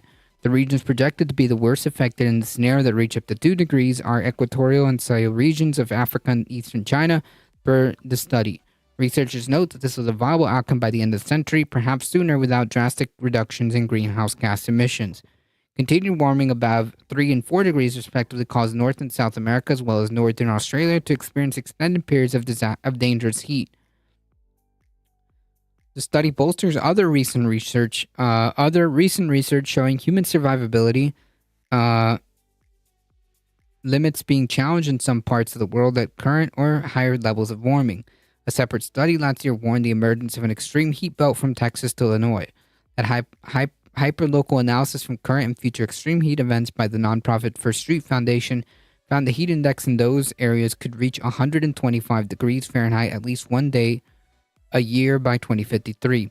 Another study published in 2020 found that the intolerable heat was already occurring in some parts of the world, including the Middle East, and has been increasing in frequency. Preliminary data from the Copernicus Climate Change Service shows that the global average surface temperature for June through August was the hottest on record. A study showed climate change boosted the deadly heat in the U.S. and Europe. One study found it would have been virtually impossible without it. In the future, moist extreme heats will lie outside the bounds of past human experience and beyond the current heat mitigation strategies for billions of people. While some physiological adaptation from the thresholds described here is possible, additional behavior, cultural, and technical adaptation will be required to maintain a healthy lifestyle. This will be a critical benchmark for future studies, said atmospheric scientist Jane Baldwin at the University of California, Irving, who was not involved in the research. Unfortunately, it's a somewhat grimmer picture than you would have gotten with the 35-degree limit. Yeah. It's already unbearable in the U.S. in places, right? So, again, just going back to this phenomenal quote here. The fossil fuel industry should not be stigmatized, and, quote, there is a case for us to be in oil and gas. Is there? Is there? Because, literally every new study that comes out says the exact opposite. Every, study and the consensus of climate scientists who are in this say consistently that we need to be decreasing and getting off of fossil fuels. That is the main consistent thing that has been talked about in the climate discourse. We have to get off of fossil fuels.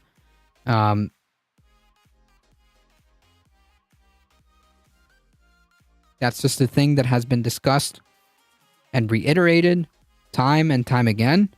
And yet the fossil fuel industry insists that, just like the tobacco industry, that actually it's all good. We're actually needed. There's a case not really good There is a case, and it's not really good for life on Earth. Yes. Correct. Currently, Las Vegas, Nevada was 92 yesterday. In October? Jeez.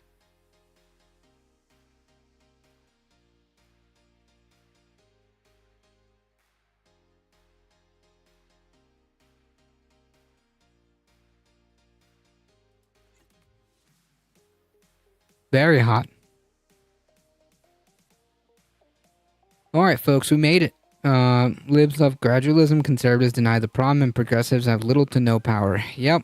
And, like, the whole, like, gradualism, incrementalism, would have been fine if, like, that had started, like, decades ago, to the point where, like, by now, we've pretty much, like, put in all the infrastructure and already started, to complete the transition from fossil fuels to renewables.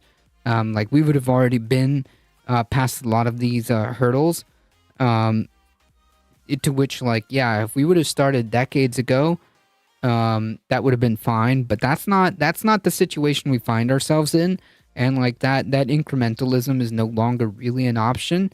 Our options are very limited at this point, unfortunately.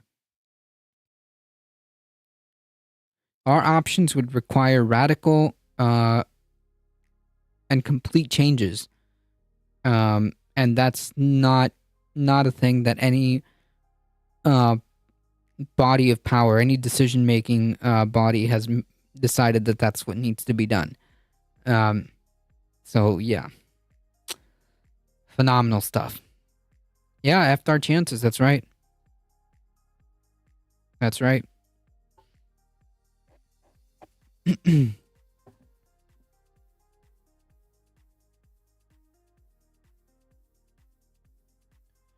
more I look for 15-minute neighborhoods, the more I realize our cities have been built entirely for cars.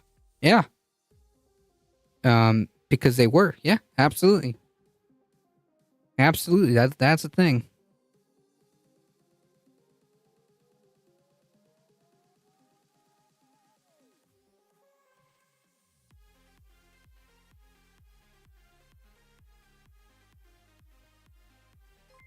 Zealousy, thank you for the follow. Like, you absolutely need, or, because our public transportation is pretty bad.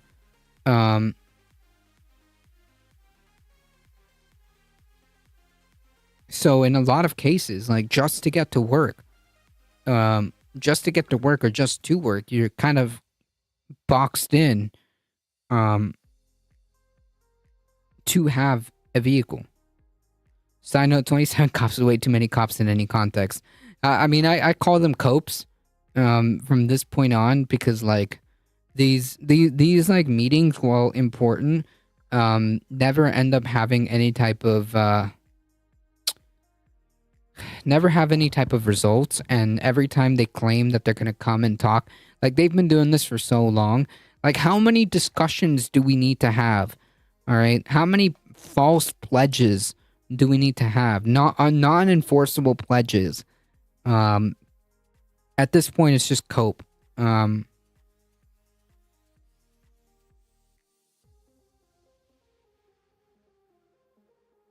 Dakapolion, how's it going?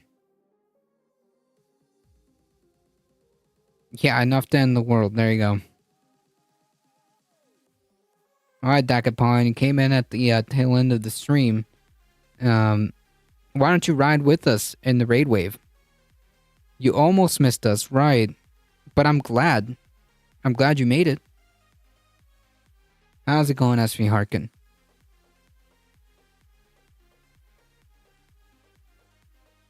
So yeah, at this point, I just call them cope.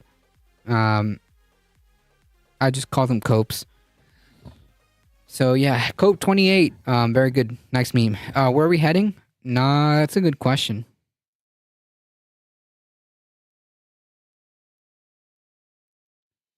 I'm thinking $27.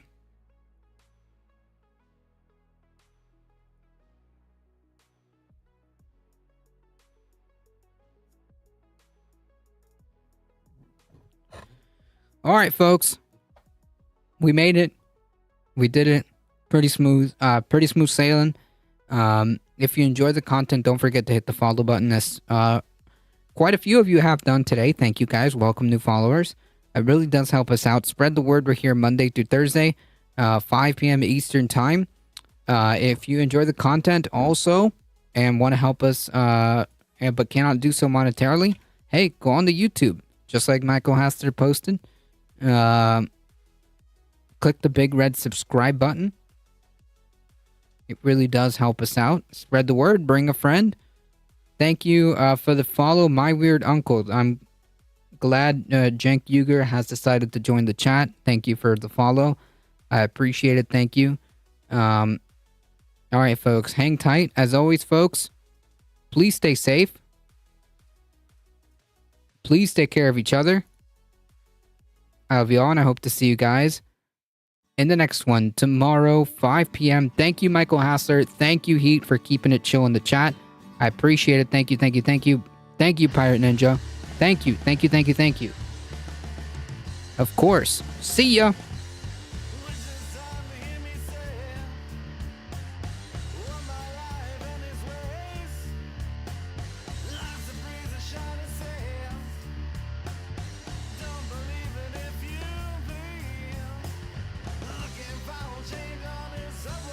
All right, hang tight, folks. Hang tight. We're heading out in 5, 4, 3, 2, 1. See ya.